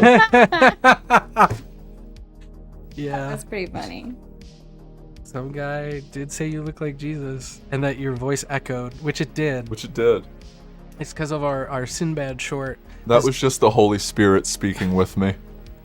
We did that Sinbad segment really in like the first episode or two, and we were kind of getting our feet wet. We still are in reality, but the mics weren't opposed enough, and there were some issues that was causing echoing, and somebody said, why does Jesus have an echo? Or why is there an echo every time Jesus talks, I think? Yeah. Yeah, Chance Chance's voice is hard to pick up on the mic. It's rough, man. It's been a problem my entire life. It's like, and I can't whisper. Do you guys know how much trouble I got in when I was in high school? I'd sit in the back of the class and I'd try to talk to my buddies sitting next to me, and it's like, this is my whisper, right? So it's like you can still hear it from across the room when no one's talking. Dude, oh my god, it was ridiculous. No, I've had enough experiences with you where attempting to be covert and it's Just doesn't work. not even a little. Covert is not something I can do very well. I'm too tall, too loud, and too clumsy to be covert in any sense of the word. Yeah. Well, and not that our mics are perfect now, but I think they're better. Okay. I have a quick video we can watch, and then maybe we'll go to break. Yeah, I dig it. That. And then we can come back and maybe do some of the ARO stuff.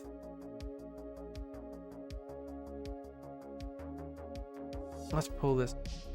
Still give us a call. I've got the lines open. 573. Check out darkdial.com too. We got a call now button there and a forum and all of our links. So this is again from the Daily Mail. It says incredible moment, mysterious bright green flashes across the night sky in Western Australia. I need to stop reading. Incredible moment, mysterious bright green light flashes across the night sky in Western Australia. I don't know that we need to read the entire article. I want to see the video. Mostly just fluff here. Some said that it was a UFO sky on Wednesday. This just to get some of the context here though before this article is from the 22nd of November and it was on a Wednesday. Pull up a calendar. Probably says it in the article. No, 22nd is a Wednesday. Could that be possible? Well, I guess it's possible because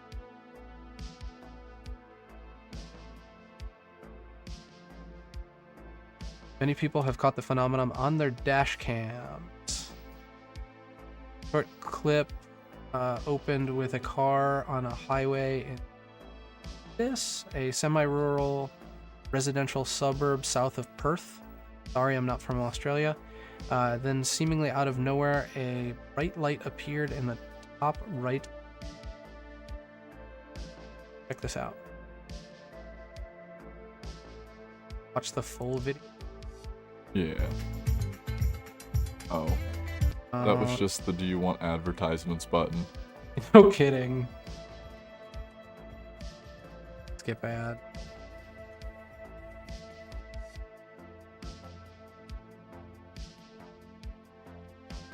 That's just a shooting star. It's just like a meteorite burning up in the atmosphere. It looks like That's all that is. Something yeah. It looks like something burning up in the atmosphere. Yeah, that's a shooting star. That's not a UFO. I don't see any reason to say it's a UFO, but could it be space junk? Could it be something that was brought down out of orbit? Also that, just a shooting star. I don't know if that's the same. Well, that might have been a missile attack. I see impact.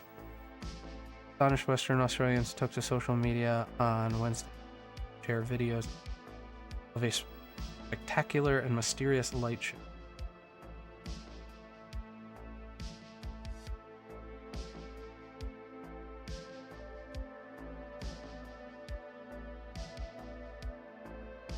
Okay, so here, a team at Curtin University's Desert Fireball Network. That's a name. You think they just drink a lot of Fireball? I hope so. I really hope so. They're trying to work out the trajectory of the meteor because it's so saying it's a meteor. Earth may have gotten a few kilograms heavier with it. Washington. West Australia. West Australia, okay. Okay, so yes, it definitely just looks like a meteor, right? Yeah. I've seen enough shooting stars. Like, that's... That doesn't mean that there isn't something there. I mean, we underestimate... How many satellites are floating above us, dead, falling out of the fucking sky?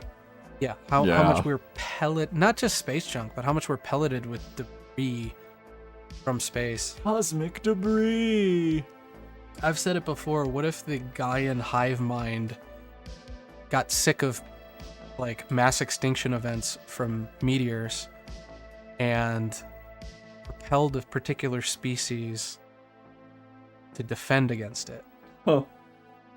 As in, the guy in Hive Mind was, hey, what about the monkeys? They seem to have some rudimentary understanding of tools. Maybe they can protect the rest of the Earth from meteor strikes. Because the reality is, it's probably one of the only natural catastrophes we might be able to do something about. Recently, we have changed the trajectory of objects in space. They proved that recently with some sort of asteroid. And it's also one of the only natural disasters that is likely to kill everybody. It certainly could. In fact, it will if we do nothing. I mean, granted, we're all living these fruit fly lifespans on the planet compared to geological time, but it's gonna happen. And Just people gotta act like it can't. nuke it. We just gotta send nukes at it. Like 30 of them, all at once. Blow it to bits. I don't know what they did, but NASA did something recently where they changed the trajectory. If the bits are small enough, if we break it into small enough bits, they'll all just burn up before they touch the ground. The problem is tracking all those things. Well, yeah, once you blow it up, you don't have to track them. Well, you just hit the big one a bunch of times at the same time. So they can blow up the whole asteroid belt and let it slowly congeal back into asteroids over the next billion years. God, could we give ourselves an asteroid belt? That would be pretty sick. Like give Earth a ring. I I don't know if that would be good. like rings. Saturn's rings are disappearing. Like actively, like we have like a year left with Saturn to have rings. Like for real, that's a thing that's going on right now. No. Yes. Saturn? Yes. I mean, where are they going? Into the planet? Into the A year left? I don't buy that. Maybe Saturn's rings will disappear from view in 2025. From view? Maybe it's a light Oh, thing? it might be a light thing. Saying it's the tilt of the planet. I read a headline that fucking said they were going. Hold on. The rings might be lining up with our view, so that, it's like, really see my hand now, but not so much now. So they are disappearing, it's just at a much slower time scale. Oh, sure. I mean, Yeah. I buy that. The gravity of the planet might be pulling. That's my bad. I got played by a headline. All good. I mean, it goes to, Ancient Apocalypse and Graham Hancock. There's something about catastrophes, space junk, that we're not giving the proper time of day as a species. No, because we think it's such a, non-issue. Not people who are smart enough, you know what I mean? Yeah. I think there's a lot of smart people out there working to figure that out. All right, so should we go to a break for a little while? Yeah. All right, we're gonna go to a break. And you guys good with coming back? Yeah, for a Back little on you while. okay at for a little least. bit? Yeah, I gotta just make sure to go. Into the mic a little better. Okay, sounds good. So we'll go to break, and I'm gonna shut down the phone line for now, and we'll be back in say 20. might give it 25 minutes, something like that, because we're always running a little. We'll see you soon. If you are still watching out there, don't touch that dark dial, and if you can, please subscribe for us. Yep, and follow on Rumble. We love Rumble. We love you. We promise you some Rumble exclusive segments soon. You guys got anything else? No. Alright, cool. Love you guys. We'll see you in a bit.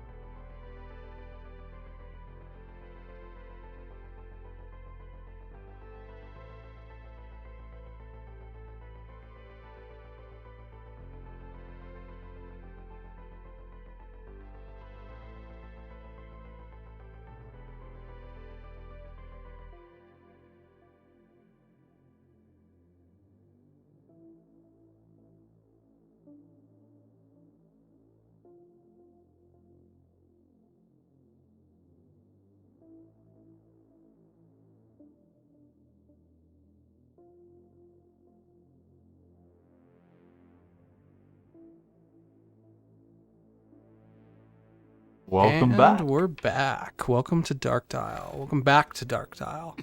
Try to reposition this mic a little closer so I'm not cutting out as much. I will also sit closer so you can hear me. I'm gonna Yay. chew on the microphone. If you held over with us, thank you. If you're just tuning in, please do us a favor and like and subscribe. My ring almost flew Or off my hit finger follow on and Rumble. hit you in the face. Yes. What happened? Hit follow This on almost Rumble. flew off my finger and hit you in the face. It would have been really bad. That would have been a thunk. Oh my god. That was a violent subscribe animation. It got to like there before I curled my finger and stopped it. I mean, it was on its way. That's the side of my tumor. Don't hit that side. But should I open up calls while we're doing this or no? Yeah, why not? Sure. Okay, we'll open up calls.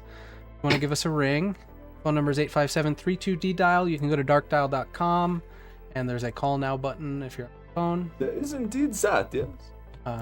And we have a forum set up if you'd like to join the forum, join the conversation, as well as links to everywhere you can find us, which is pretty much everywhere. I think we got a lot covered. So we're streaming live on 5 platforms right now. When I look us up on Rumble, the first video that pops up is about watches. About dials. Ah, that dark makes sense. dials. Yeah. I don't know. When I search it, I usually get us first, but there's some of that too. That's why Shout we need out people... to my girls watching live inside the house. They're super excited. If I didn't say something, she'd get upset. Yeah, we had to get them all settled. We were going to...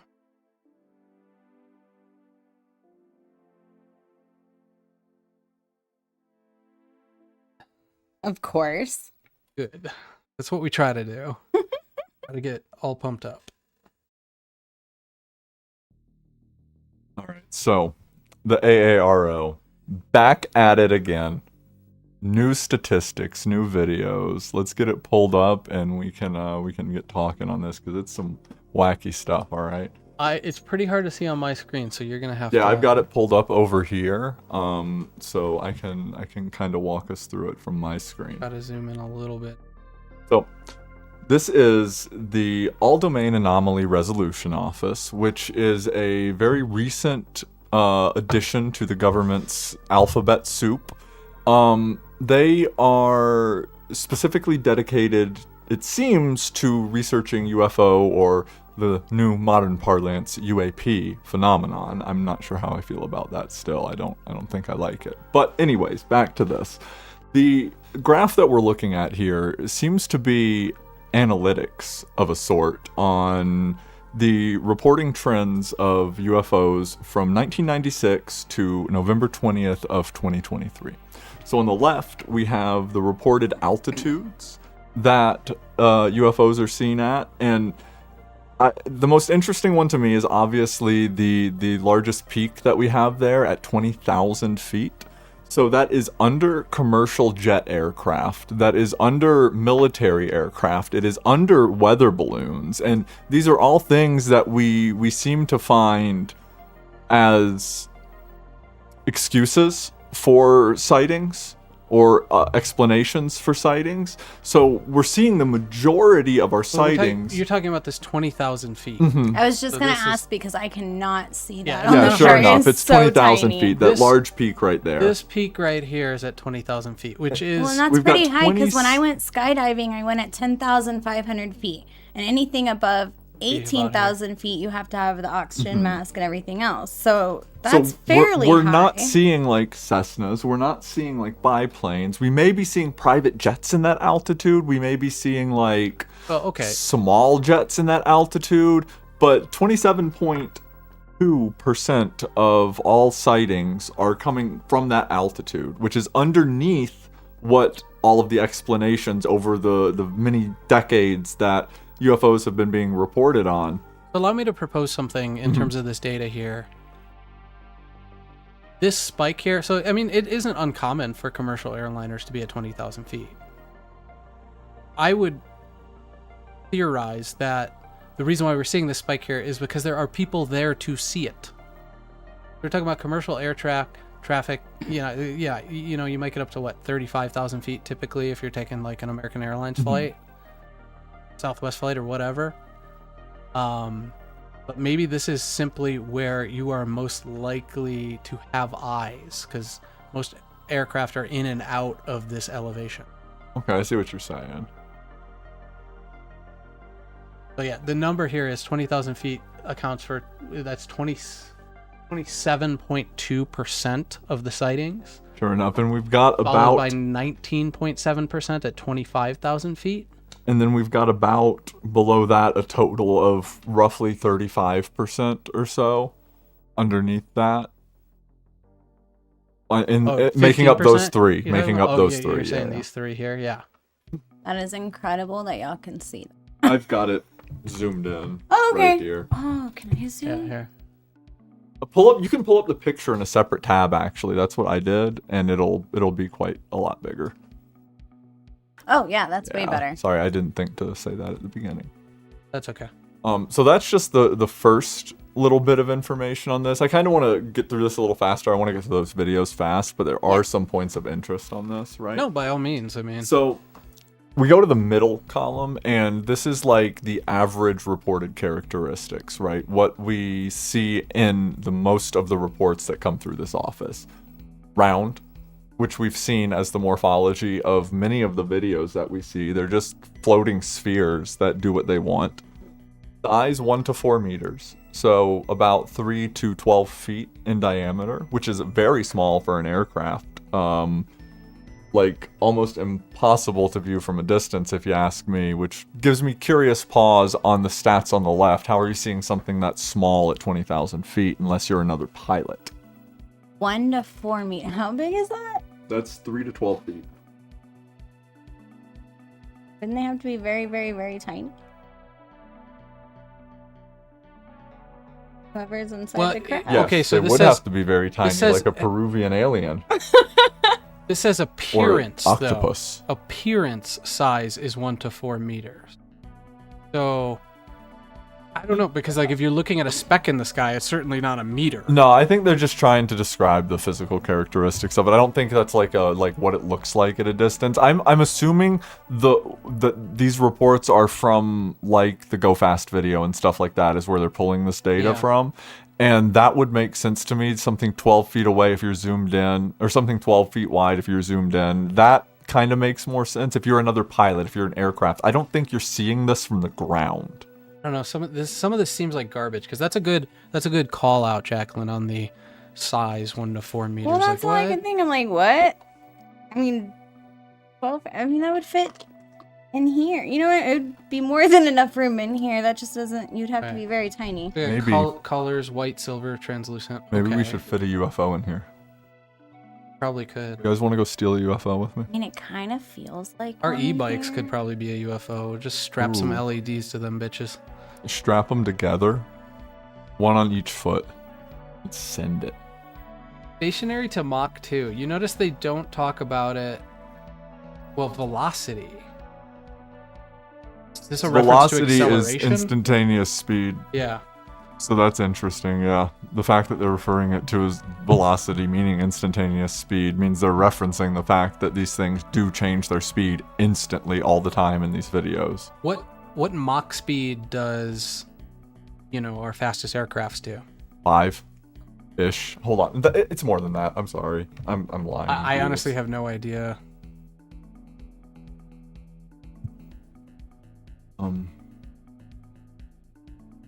9.6 is a NASA experimental hypersonic aircraft, but we do have some hypersonic 5th generation jets are doing hypersonic stuff, and I think it's Mach 7. Okay.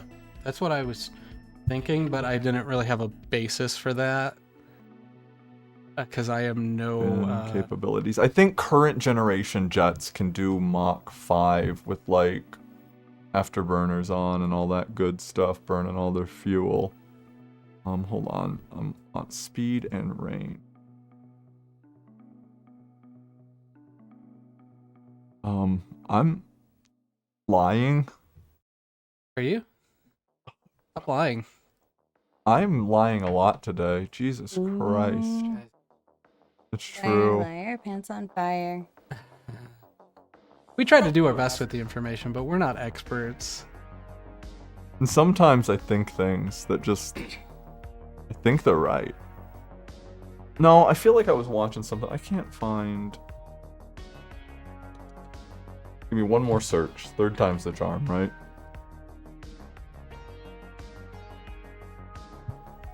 Oh, you got me looking. The X-43 is the fastest jet-powered aircraft on record at approximately Mach 9. That's the one I was talking about. I'm looking for like a current production. Like, what's the fastest? Okay, so it's a MiG-25 capable of Mach 3.2. Probably like common use Yeah. in terms of max speeds.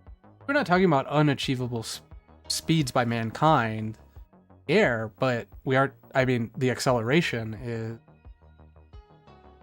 Just unobtainable. insane. Yeah, I given- mean, these things take quite a good bit of distance to get up to their top speeds. They typically have to be flying like up in high atmosphere where there's less air resistance for them to interact with.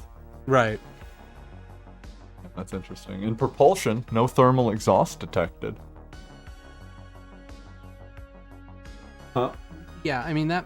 They're spinning mercury around, and it's creating magnetic fields that they're using to propel themselves that's through one- the ionosphere. That's one theory. It is a That's- theory. How do they work? Signatures, radar signatures, intermittent or X-band, 8 to 12 Crossband? gigahertz. Is that what that means, or is X-band its own thing? Well, it says 8 to 12 gigahertz. I'm looking up X-band. Hold on. I'm guessing. X-band is the designation of a band of frequencies in the microwave radio region of the electromagnetic spectrum, approximately 7 to 11.2 gigahertz. I mean, I believe certain radar like speed guns the cops use Yeah. operate in like X-band. I mean, that's not like out of the realm. 5G operates in some of these territories. No doubt. But I just didn't know if it was that's its the own signature. thing. It's not that it's putting that off. It's just that it's visible At via that. No, radio, it is putting that off. Well, radio says 1 to 3 gigahertz, 8 to 12. But again, signatures. I don't know. Thermal, intermittent, shortwave, infrared, medium wave, infrared. Look at all the hot spots. They're all on the coastlines. It's squid people. It's squid people. The cephalopods. Dude, it's all lining up. It's the cephalopod race. People. In the Hollow Earth theory, hanging out down at the bottom of the I Mariana want to Trench. go party with the squid people. Any squid people watching Dark Dial right now? Please call. Please call. We'll never understand their squid language. That's okay. That's okay. I'll know if he's angry that we discovered them or if he's gonna invite us to the cool squid parties, okay? Like, I'm trying to get to the squid parties. It sounds fire. What bro. does a squid party look like? I want to find out. Don't you want to find out? Yeah, they're probably like sucking toxins out of blowfish and stuff. Ooh. See, that's the good stuff. Like, take a hit of this blowfish, bro. That's the good stuff. I honestly hope that if there are alien species that we come into contact with, we can have some sort of social events with them. That would be ideal, right? That there could be an interaction and like a brotherly sort of handshaking that it occurs in which we can all go to dinner together. I want to go to Applebee's, you know? Applebee's with the squid people. Oh yeah, I'm down. I would prefer Chili's though. So yeah, it's that bloomin' onion. Oh my god. I know you don't like bloomin'. You want the margarita. Oh yes. Best part about Chili's. I wonder what squid mixed drinks would be like. So we've got this pie chart here. Why is it all I could think about is squished calamari in a drink? Oh, they're gonna be so offended. Oh, no. Oh my god. The minute they see calamari, they're like, "You eat our young?" Oh no. You Oh, eat Like our all I young? could picture in my head. oh, Japan's gonna get it. You shouldn't eat living things. When they eat like living, like Oh, when they're that- still like oh, moving. That stuff's weird. Can't that stuff kill you Yes, though? it'll get stuck in your throat and it'll be like, No. yeah, I don't. Okay, I say living things, but technically, like when you're eating like fresh vegetables, they're alive.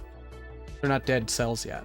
But I guess I mean living thank animals. God, I don't eat vegetables. I don't think I'm a big fan of eating living animal. yeah, I don't. Ooh. Something about that. Are doesn't oysters sit still right. alive? I've had oysters before. Are oysters still alive? Like raw oysters. I don't think so, because I don't know. 'Cause I've slurped a few oysters in my life, alright? I did the what are those like mussels or something when I was in Washington. My brother like made me do it. Oh, I couldn't do it. They were like slimy. A little bit of mustard, a little bit of hot sauce. And Oh no! oh, it's It good was stuff. the most interesting. Don't buy the canned thing. ones. They're Well, these are like super fresh because he lives on the Yeah. island. And they do it like right there. But oh my, I yeah. couldn't You either do love it. them or you hate them. There's Yeah, no it in wasn't for between. me. I don't eat a lot of invertebrates and Brits. And you don't even like the fried calamari. I mean, I've eaten it. I don't like it. I've had octopus and ceviche before, and that's really good. never had octopus. Yeah. It's chewy. It's chewier than Chance, gator. do you realize what you just admitted to? I'm sorry, squid people. Wait, you're not octopus people. You're squid people, right? Right. Onward. Reported UAP morphology, Tic Tac square. Tic Tac. I love that.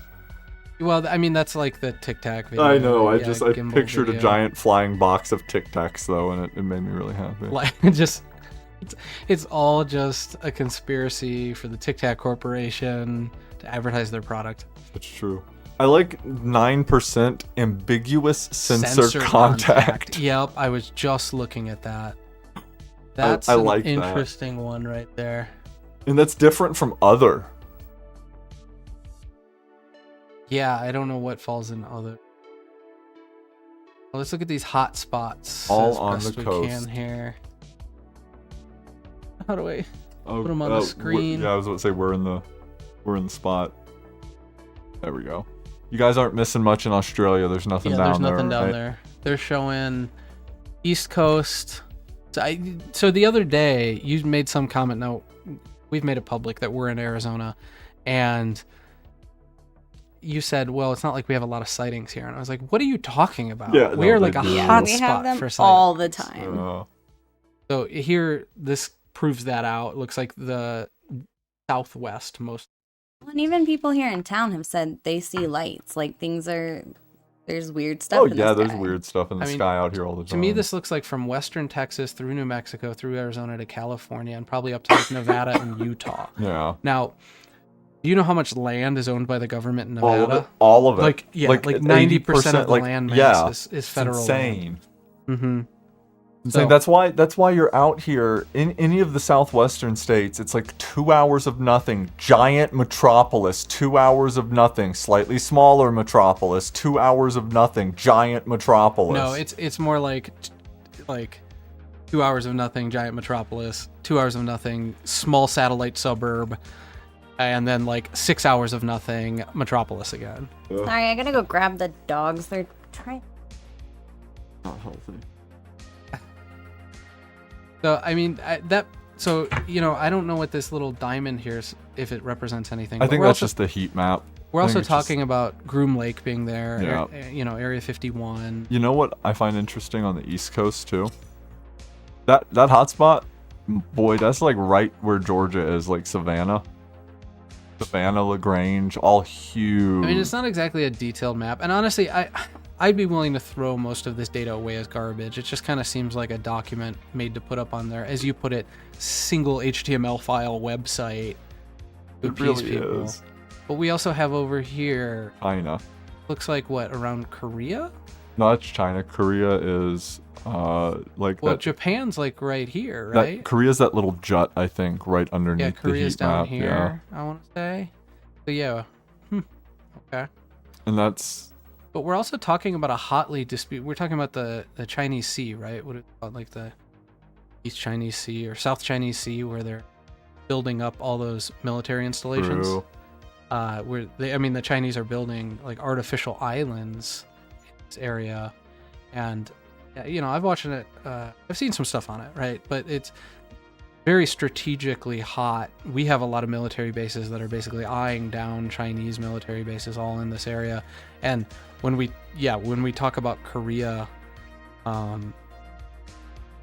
any attack from Korea has to come around to the south side of it. Mhm. There's a lot of weird stuff. But my point is just, again, military hotspot here for sure, right? What do we have here? Is that Egypt or is that like Iran or? I think this is Egypt, right? Oh. Yeah, I mean, it looks close to Egypt, Israel, Gaza. But maybe again, another, I don't know. Well, that's like religious hotspot too, which is interesting to me. Yeah, that's true. All the esoteric nonsense that has gone down in that It's region. like the meteor and the Mecca square thing. All of it. Like, that's Well, I don't want to. interesting. We probably shouldn't overanalyze this because it looks like a very simple infographic. I was kind of looking at some of the dots out in like the middle of the ocean, and it looks like someone just went in with a different opacity brush and just click, click, click, Yeah. click, click, click, click, click. Oh, we'll put one over here. Click. Can we view the document? Yeah. Maybe take a look if it's a little more interesting. Is it just the? Nope, it's literally I would just rather the get image. to the videos too. Say what? I said I want to get to the videos soon too, because I don't want to run out of time. Okay, what videos do we got here? I have no All the idea. way to the bottom. All right, let's do the good stuff here. Nope, not that far to the bottom. Not the more info page. Cases. Down a little bit, where it says cases. Go down, go up, go Case down. resolution reports are the new ones. Are These these were not on videos? here the last time we covered this. Yeah, so if you are unfamiliar, we have gone through a lot of these, but it looks like there's some updates. So. Are indeed. So, atmospheric wake case resolution. These reports were Oops, my bad. These reports were submitted after 3 different missions in the Middle East and the Mediterranean Sea in 2022 and 2023. The reports were filed due to the potential hazard posed to the mission and because the videos depict a potentially anomalous propulsion signature. I believe you can click on the thumbnail there and it will play the video. It shows as a video on my screen. Is it not?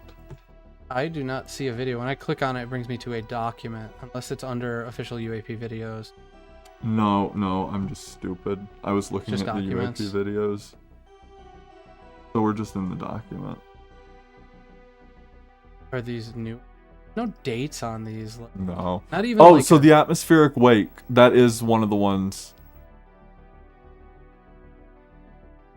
objects. Oh, you know what? I think these are... We've seen this. We've watched these videos, and these are now the reports on these videos. Yeah, see it? How it says atmospheric wakes case resolution underneath it? Yeah. Yeah. I mean, we can watch it. Watch it, watch Yeah. it. See if it's one we've already seen. If not... Chanting from the gallery. George, you gotta go sit down. Yogi. So attached, like.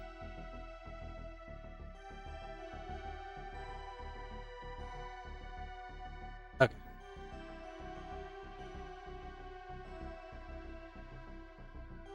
January 15th, 2023. This is the Jetsons car one. Oh, I We called it remember the Jetsons car. Yep. Okay, atmospheric wakes. I see there's a trail behind it, right? Like that's what they're talking about here. Yeah, Yeah. there's a little trail behind it. Which we've talked about that before. Mhm. Like, what is that showing up on? Well, what is presumably they a thought it was FLIR. interesting too.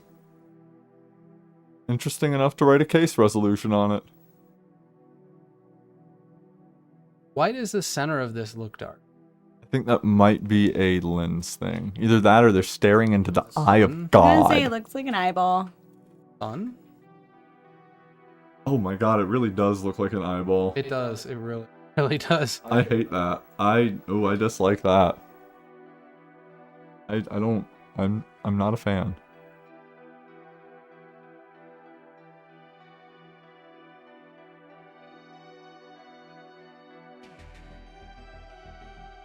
Definitely what I would characterize as atmospheric. We've talked about that. What is it that would cause that? Like, because it does look like a wake, not necessarily propulsion. Yeah, like it's breaking up. And if It you're- looks like a heat mirage almost. I believe what we had mentioned before was that if you're bending space-time around the craft, you would also be bending the atmosphere around to some degree. Yeah. Not by, almost as a byproduct, right? Not by, or not for the express purpose of propelling the craft, but by necessity in order to bend space-time around the craft. Yeah. Because you couldn't just, maybe you could just bend maybe you're bending it around the craft through space.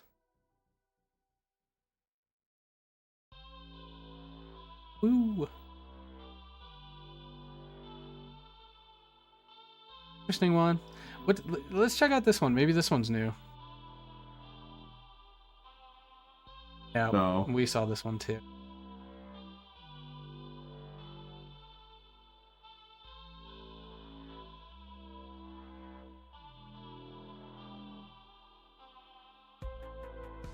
So, we to completely rehash these. These are probably dead pixels on. Yeah, that's sensor Damage artifacting to of some camera. sort. Looks like a jet or something, but what we're primarily looking at, guys, here. Dancing around. Rex said, can you add links to these in the description? Yeah, absolutely. We can do that for you. They're actually all on, what is it, aaro.mil? I'm typing it in chat right now.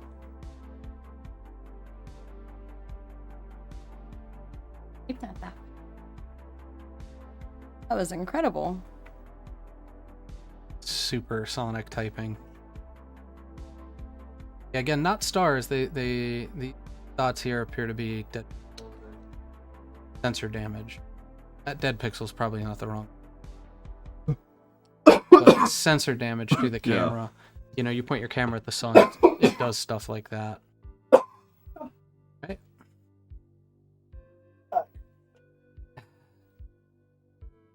I'm just glad that I can hold it together for this show because, as you heard Friday, I felt better, but I sounded terrible.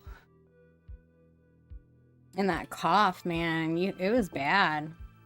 Oh, I hate coughing sicknesses. They're the worst. We had a buddy when I was younger. I was probably in my teen years, and he got this cough. And this all happened over the internet, I swear to God. He got this cough, and it lasted for like a year. And over the course of that year, like 5 of our friend group, like 5 people in our friend group, me included, all like psychosomatically contracted the same cough. And it didn't go away for like another year for any of us. It was horrible. I don't know what happened. Are you positive that you couldn't have just actually contracted the cough? We didn't, none of us were, one guy was in Holland, one guy was in California, the guy that originally had it is in North Carolina, I was in Georgia, like, it was wacky, it was really wacky, really wacky. I don't know how to explain it, but you can ask any one of us it happened, I promise. It's freaky. Like your mind is a powerful thing, so like it's like psychosomatic illness. Yeah, like it was in your head. Georgie, go lay down. Rex says you were just choking down a squishy alien. You gotta stop eating those cephalopods. So if you're just tuning in, we're just watching some UFO videos. Watched these ones before, but big favor and like and subscribe and follow on Rumble. But we also have the lines open, so it's 857-323-3425. Do our best to take calls during the show if anybody's out there. Call in. Give us a ring. Give us a ring right now.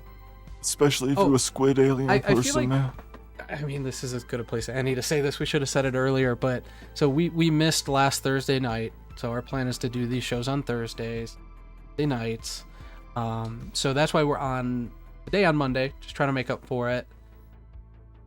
This week and next week, we will be on Friday at the same time.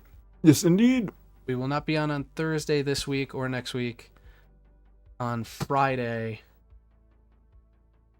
6 o'clock Central, 4 o'clock Pacific? Yes. So December 8th and December 15th. How did you work that out so fast? So Thursday we have a big appointment. It's also a friend of mine's daughter's birthday. Okay. And then next Thursday is my birthday. I was like, I don't even know what day it is today. Well, and I'm you're counting over down the here. days for my birthday. I can understand. Yeah, sometimes we have to shift it around for our schedules. Make this show work. Gonna try normally to have it on those Thursday nights, but next 2 weeks will be on Friday, and obviously we're on Monday during the day, which it's kind of fun. It gives us a chance to experiment with different time frames and see how many people join us.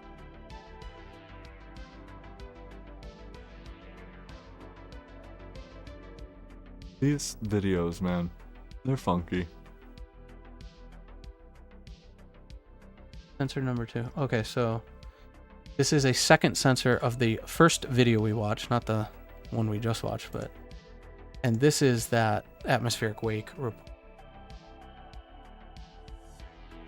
So this is still the Jetsons car? Is that what we're getting here? I believe that's what we're looking at. Same object. Is this ambiguous sensor phenomenon. contact?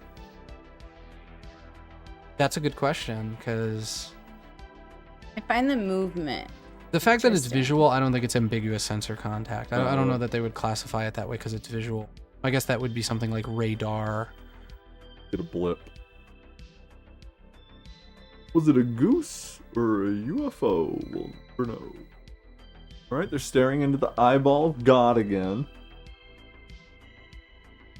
Wait, is this watching it from like the front on and we're seeing the wake like trail behind it? You get what I'm saying? Yeah, like from a different angle. Mhm. I don't know how that would even be possible. Like, did they have that many sensors? Well, you'd have to have different spots, right? Yeah. Different vehicles or whatever this Well, we camera's know, mounted to. we know that's a thing. We watched that MH370 video. The Malaysian Oh, that's thermal true. There video. was they had different- 2 on it. Yeah, there was different angles on the Space Invaders. So, When we watched this before, we were kind of baffled by what are they tracking there. It looks to me that the camera is picking up on, now that we have the word for it, right? That atmospheric wake that is included. Yeah. That's what this like sunburst pattern I think is. I can't tell if it's moving left to right or back and forth. Like I don't.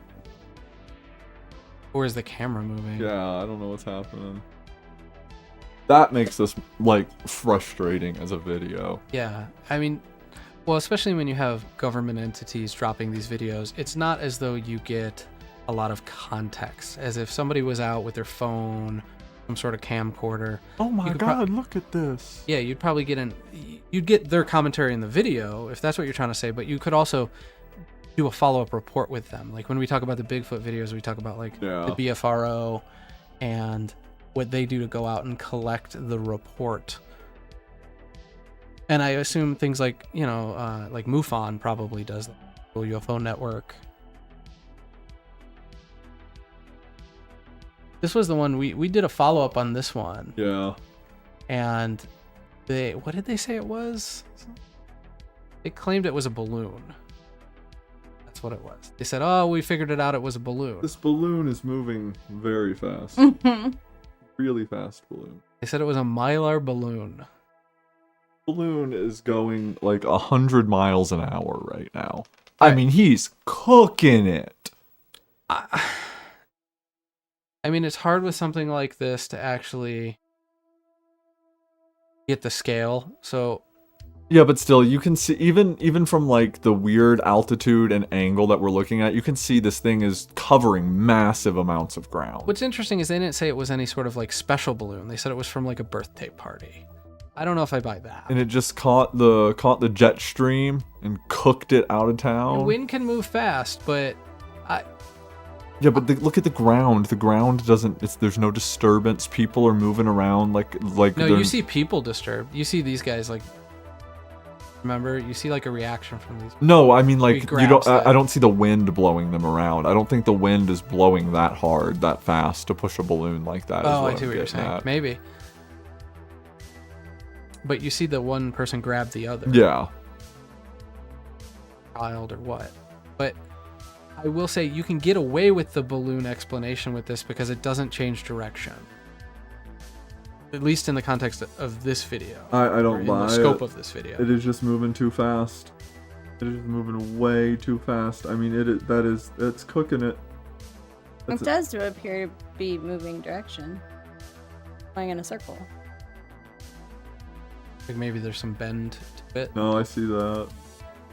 Remember, like if you look, it's literally going like that. It looks It like. comes in with a trajectory like this, and by the end of the video, its trajectory is more like this. Yeah, it looks. Hmm.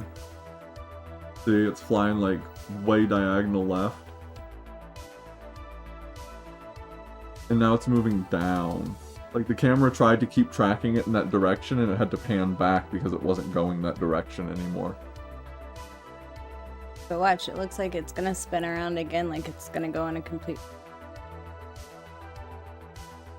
One of those compounds, like, okay, I've seen videos of these compounds and how big people are inside of them out in those areas, and one of those compounds is probably like an acre's worth of land. Each one of those that you're seeing with those walls, and that thing is just like no problem. You want to skim this? This is the case resolution that they've posted, which... Oh yes, I actually do want to skim this because one of the first things is just absurd to me. So under key findings, let's disregard this first paragraph real quick. The object in case 1 has not been identified, but AARO is certain that it was not exhibiting anomalous behaviors. Excuse me, what? It's unidentified, but the behaviors are not anomalous. But it itself is anomalous. Like, yeah, okay. So, just because I have a spacecraft that can do what a plane can do, doesn't mean it's not still a spacecraft. Oh my gosh. So, in case 2, one object was almost certainly a known military aircraft. The second object appears oblong due to camera aberration and remains unidentified, but also was probably a prosaic aircraft as well. Prosaic. Do you know what that means? I don't, not in this context.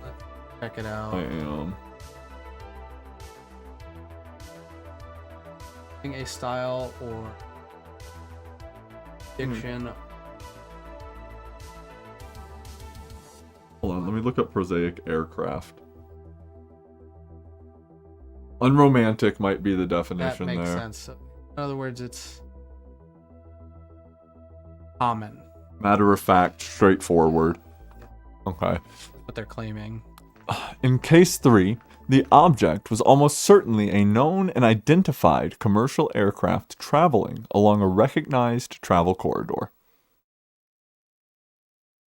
Ooh, okay, on the right, case status.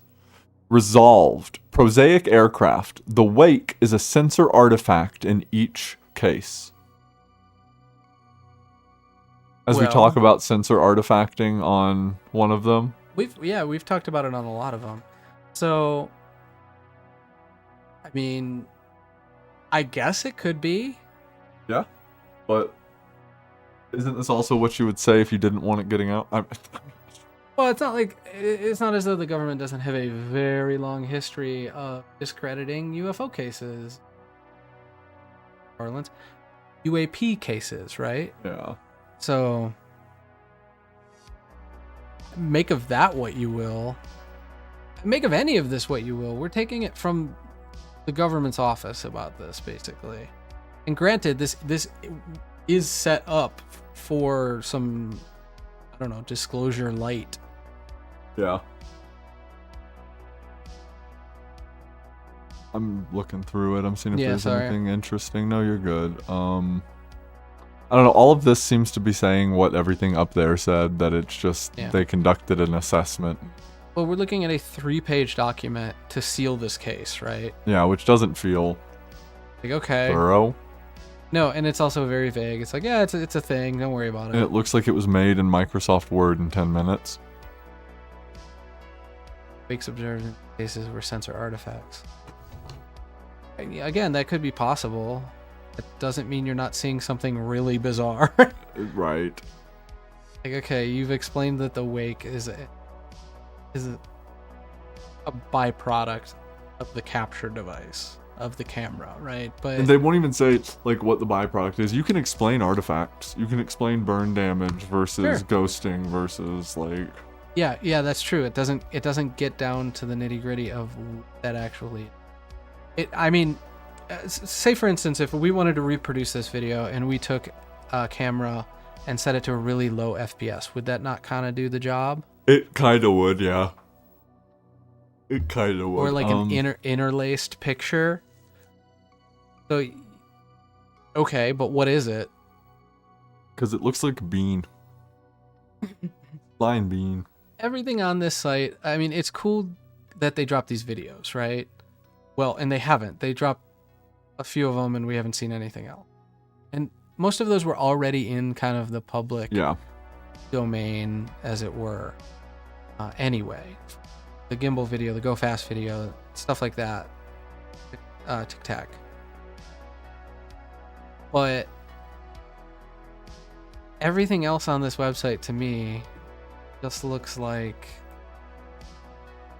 It looks like government garbage, man. It looks like Project Blue Book. A little bit. Like, let's just explain it all away. It's interesting though to see what the government's official like what they're trying to push out there. You know what I mean? Sure. But I don't know. This also feels like smokescreen. We could spend all day theorizing as to their, intentions when it... Yeah. And that doesn't mean anything. It means we're in the same quagmire we've been in since Roswell. Which is UFOs and secret bunkers they won't tell the government about, apparently. Raytheon, I'm watching you. Well, it's like, I shouldn't have said that. I was just gonna say ding ding ding ding ding. Well, I mean, we're keeping tabs of this kind of stuff, right? And the reality is someone like Raytheon would be the type to come into possession of some sort of crashed UAP. I'm not going to use the UAP. UFOs. Thank you. I hate that. Yeah. I hate it. There's no reason to believe that it wouldn't land their hands or Lockheed Martin. So I know what you mean by that.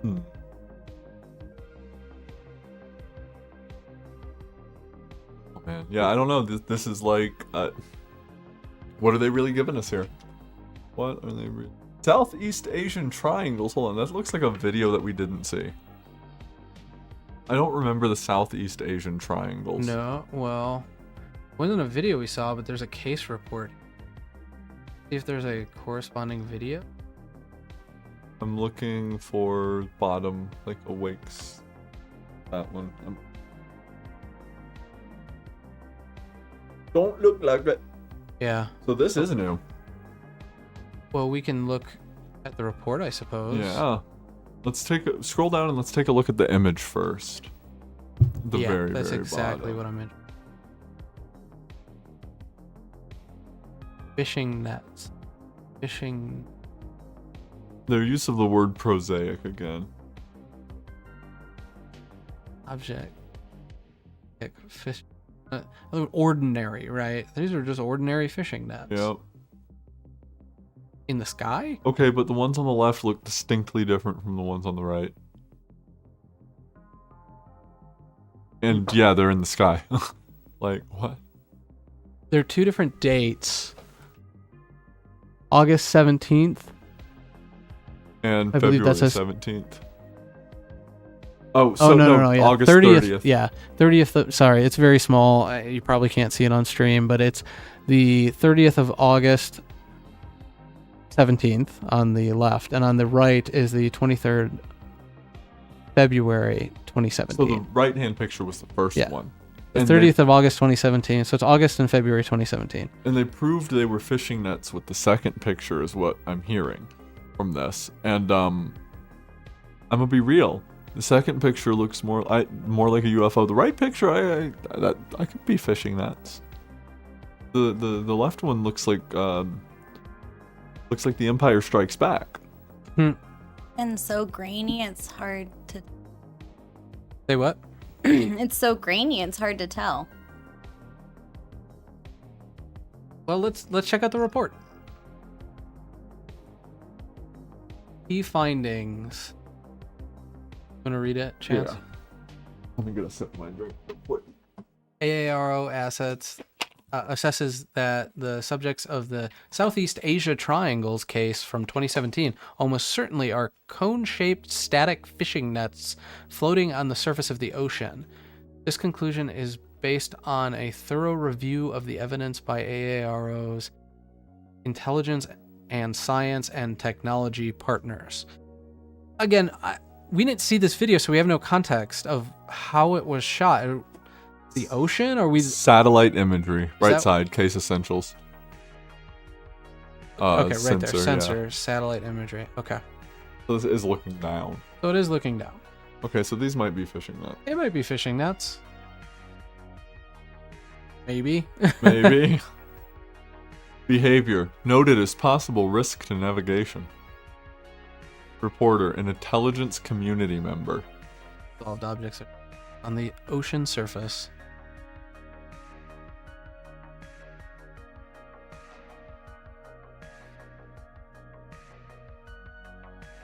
Their use of the word, go back up real quick. 6 triangular objects in a formation were originally flagged as potentially anomalous. I don't care about potentially posing a risk to navigation. That language isn't interesting to me. Potentially anomalous is interesting to me because they didn't say potentially anomalous craft. They didn't say potentially, just they were anomalous objects. They were that's interesting to me. That's because that means they're looking for like structures. They're looking for more than just craft. They're looking for more than just UAPs with this program, UFOs.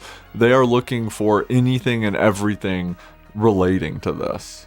So are they just feeding us garbage though? I think so. Is it, oh, here, hey, take that picture of those fishing nets from that satellite because that kind of looked funky. We'll just throw that on there. Just to feed the masses? No, I think that is totally plausible and honestly likely to be the case. They got nothing. They got nothing they're going to tell us anyway. They're making fun of us. They're pointing and laughing right now. Pointing and laughing with the squid people. There's nothing here interesting. No. Other than the images themselves.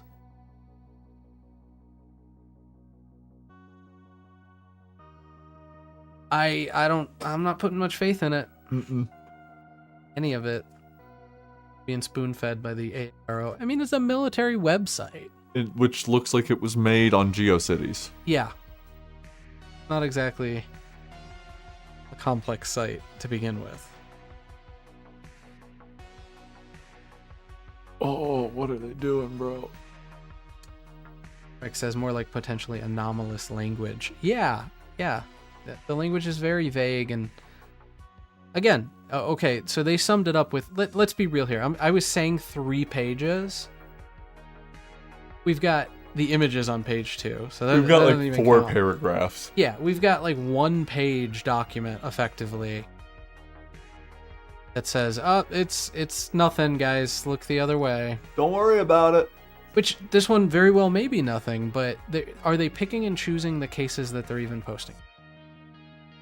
Because it puts us back in the territory of, okay, well, they're not a reliable source. Who are their science and technology partners? I'm interested in that. I don't know that they'll tell you. Why would they? No, I mean valid. Yeah, they have no reason to, but I imagine it's a lot of the same companies we've been talking about in this video. Also, under what obligation is any other agency into... Like, they haven't even passed that law yet that says you need to disclose this stuff, any government agencies that have been encountering the anomalous phenomenon, UAPs, these UFOs.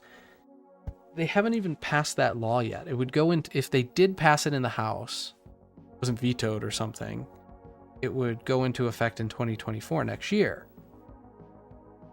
So they don't, any government agency doesn't, as far as I know, yet have an obligation to cooperate with the AARO.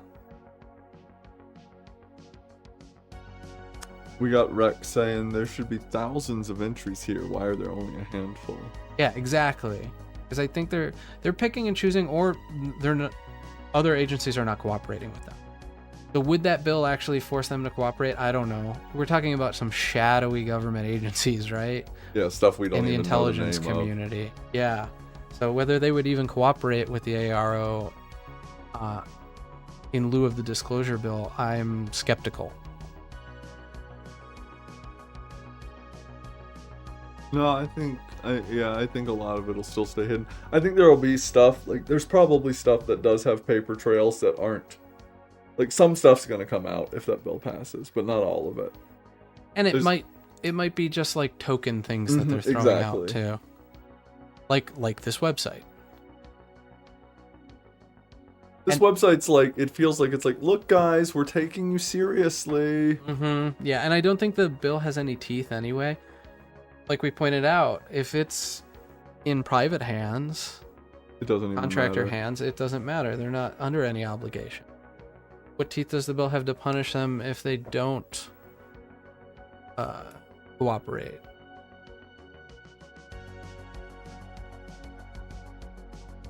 They're only listing stuff that made recent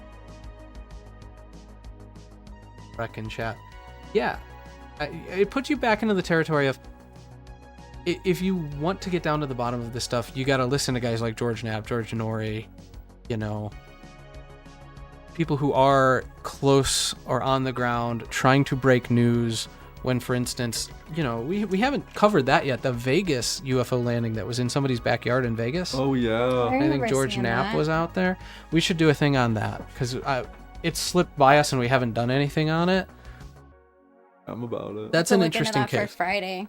But here you have George Knapp, I think that's his name, on the ground in Vegas investigating it. And I think you're going to get more from a journalist like that than you are from the AARO. Sort of them just giving up all the information. I don't know. Like we've talked Yeah. about the Guy Hotel memo. I don't know if I've brought it up. Yeah, a couple of times. Yeah, you can pull up the Guy Hotel memo, which is on FBI.gov because of I don't know if it was a FOIA request. Yeah, there's a memo talking about an FBI agent who visited Roswell or had got word from Roswell about the crashed UFO, tiny alien pilots in fighter jet like suits. It went into detail about there was suits that looked like what our fighter jets would wear in Yep. order to hold in G-forces. And you know, speaking of FOIA requests, I implore anyone watching, make as many as you can. The more, the better. Have you ever done that? No, I haven't, but it's something I just realized I should do, and I want to encourage everyone else to as well. Yeah, the problem is documents go... Missing? I don't even want to say missing. They're not there. They're like, I get what you're saying. I know what you... oh, we lost the document? No, they disappear. There are disappeared documents with a lot of those kind of FOIA requests. It happens. Or they're redacted to the point where they're completely you can't useless. read but like 2 words a page. If you're not meant to know someone, it doesn't... Or not to know something. If you're meant to not know something, they're going to make sure you still don't know it. Rex says the dang face peelers case in Brazil is interesting. Thought it was fake, but recent interview changed my mind. We talked about that a little bit, right? We talked about that a lot. We've done like Yeah. three sessions on that so far. The Brazil one, or we were talking about Peru? This is Brazil. This is the face peelers with the giant predator-like glowing man ones? made of energy. Yeah. The jetpacks, the clown, the mining clown criminal jetpack Yes. gang. So yeah. The Peruvian case that had a recent documentary about it, which I think was Jeremy Corbell, who we pictured earlier, was compelling to me. I never thought much about that case, and I don't think there's much we could say to add to it, but it's an incredible one if you check that out. Well, I think we're gonna sum things up here pretty soon. Yep. If you want to give us a call, we'll leave the line open for just a couple more minutes, 857-32D dial. But otherwise, we're going to go off the air. And again, we'll be on Friday this week. Friday. Don't forget Friday. Please do like and subscribe and follow. Really does help us out. I think we got a few Oh shit! follows on I Rumble. wasn't paying attention. We got a few follows on Rumble today, so thank you guys. We love Rumble. Yes, indeed. Oh. Here you go. Bam, bam. Oh, He's God. not paying attention again. Oh my god. Like, subscribe, and get notifications. And if you're on Rumble, follow. Like, And like. And like comment or something, you know, like too. That'd be pretty cool. again, you can check us out on darkdial.com. We've got a forum on there, as well as links to everything. We've got a little Discord set up. We're just getting back into the swing of things after our little Thanksgiving break and being sick for weeks. Oh. Having Gotta love kids it. in school is rough. Like I said, I'm so glad to be back today. Actually sound halfway decent.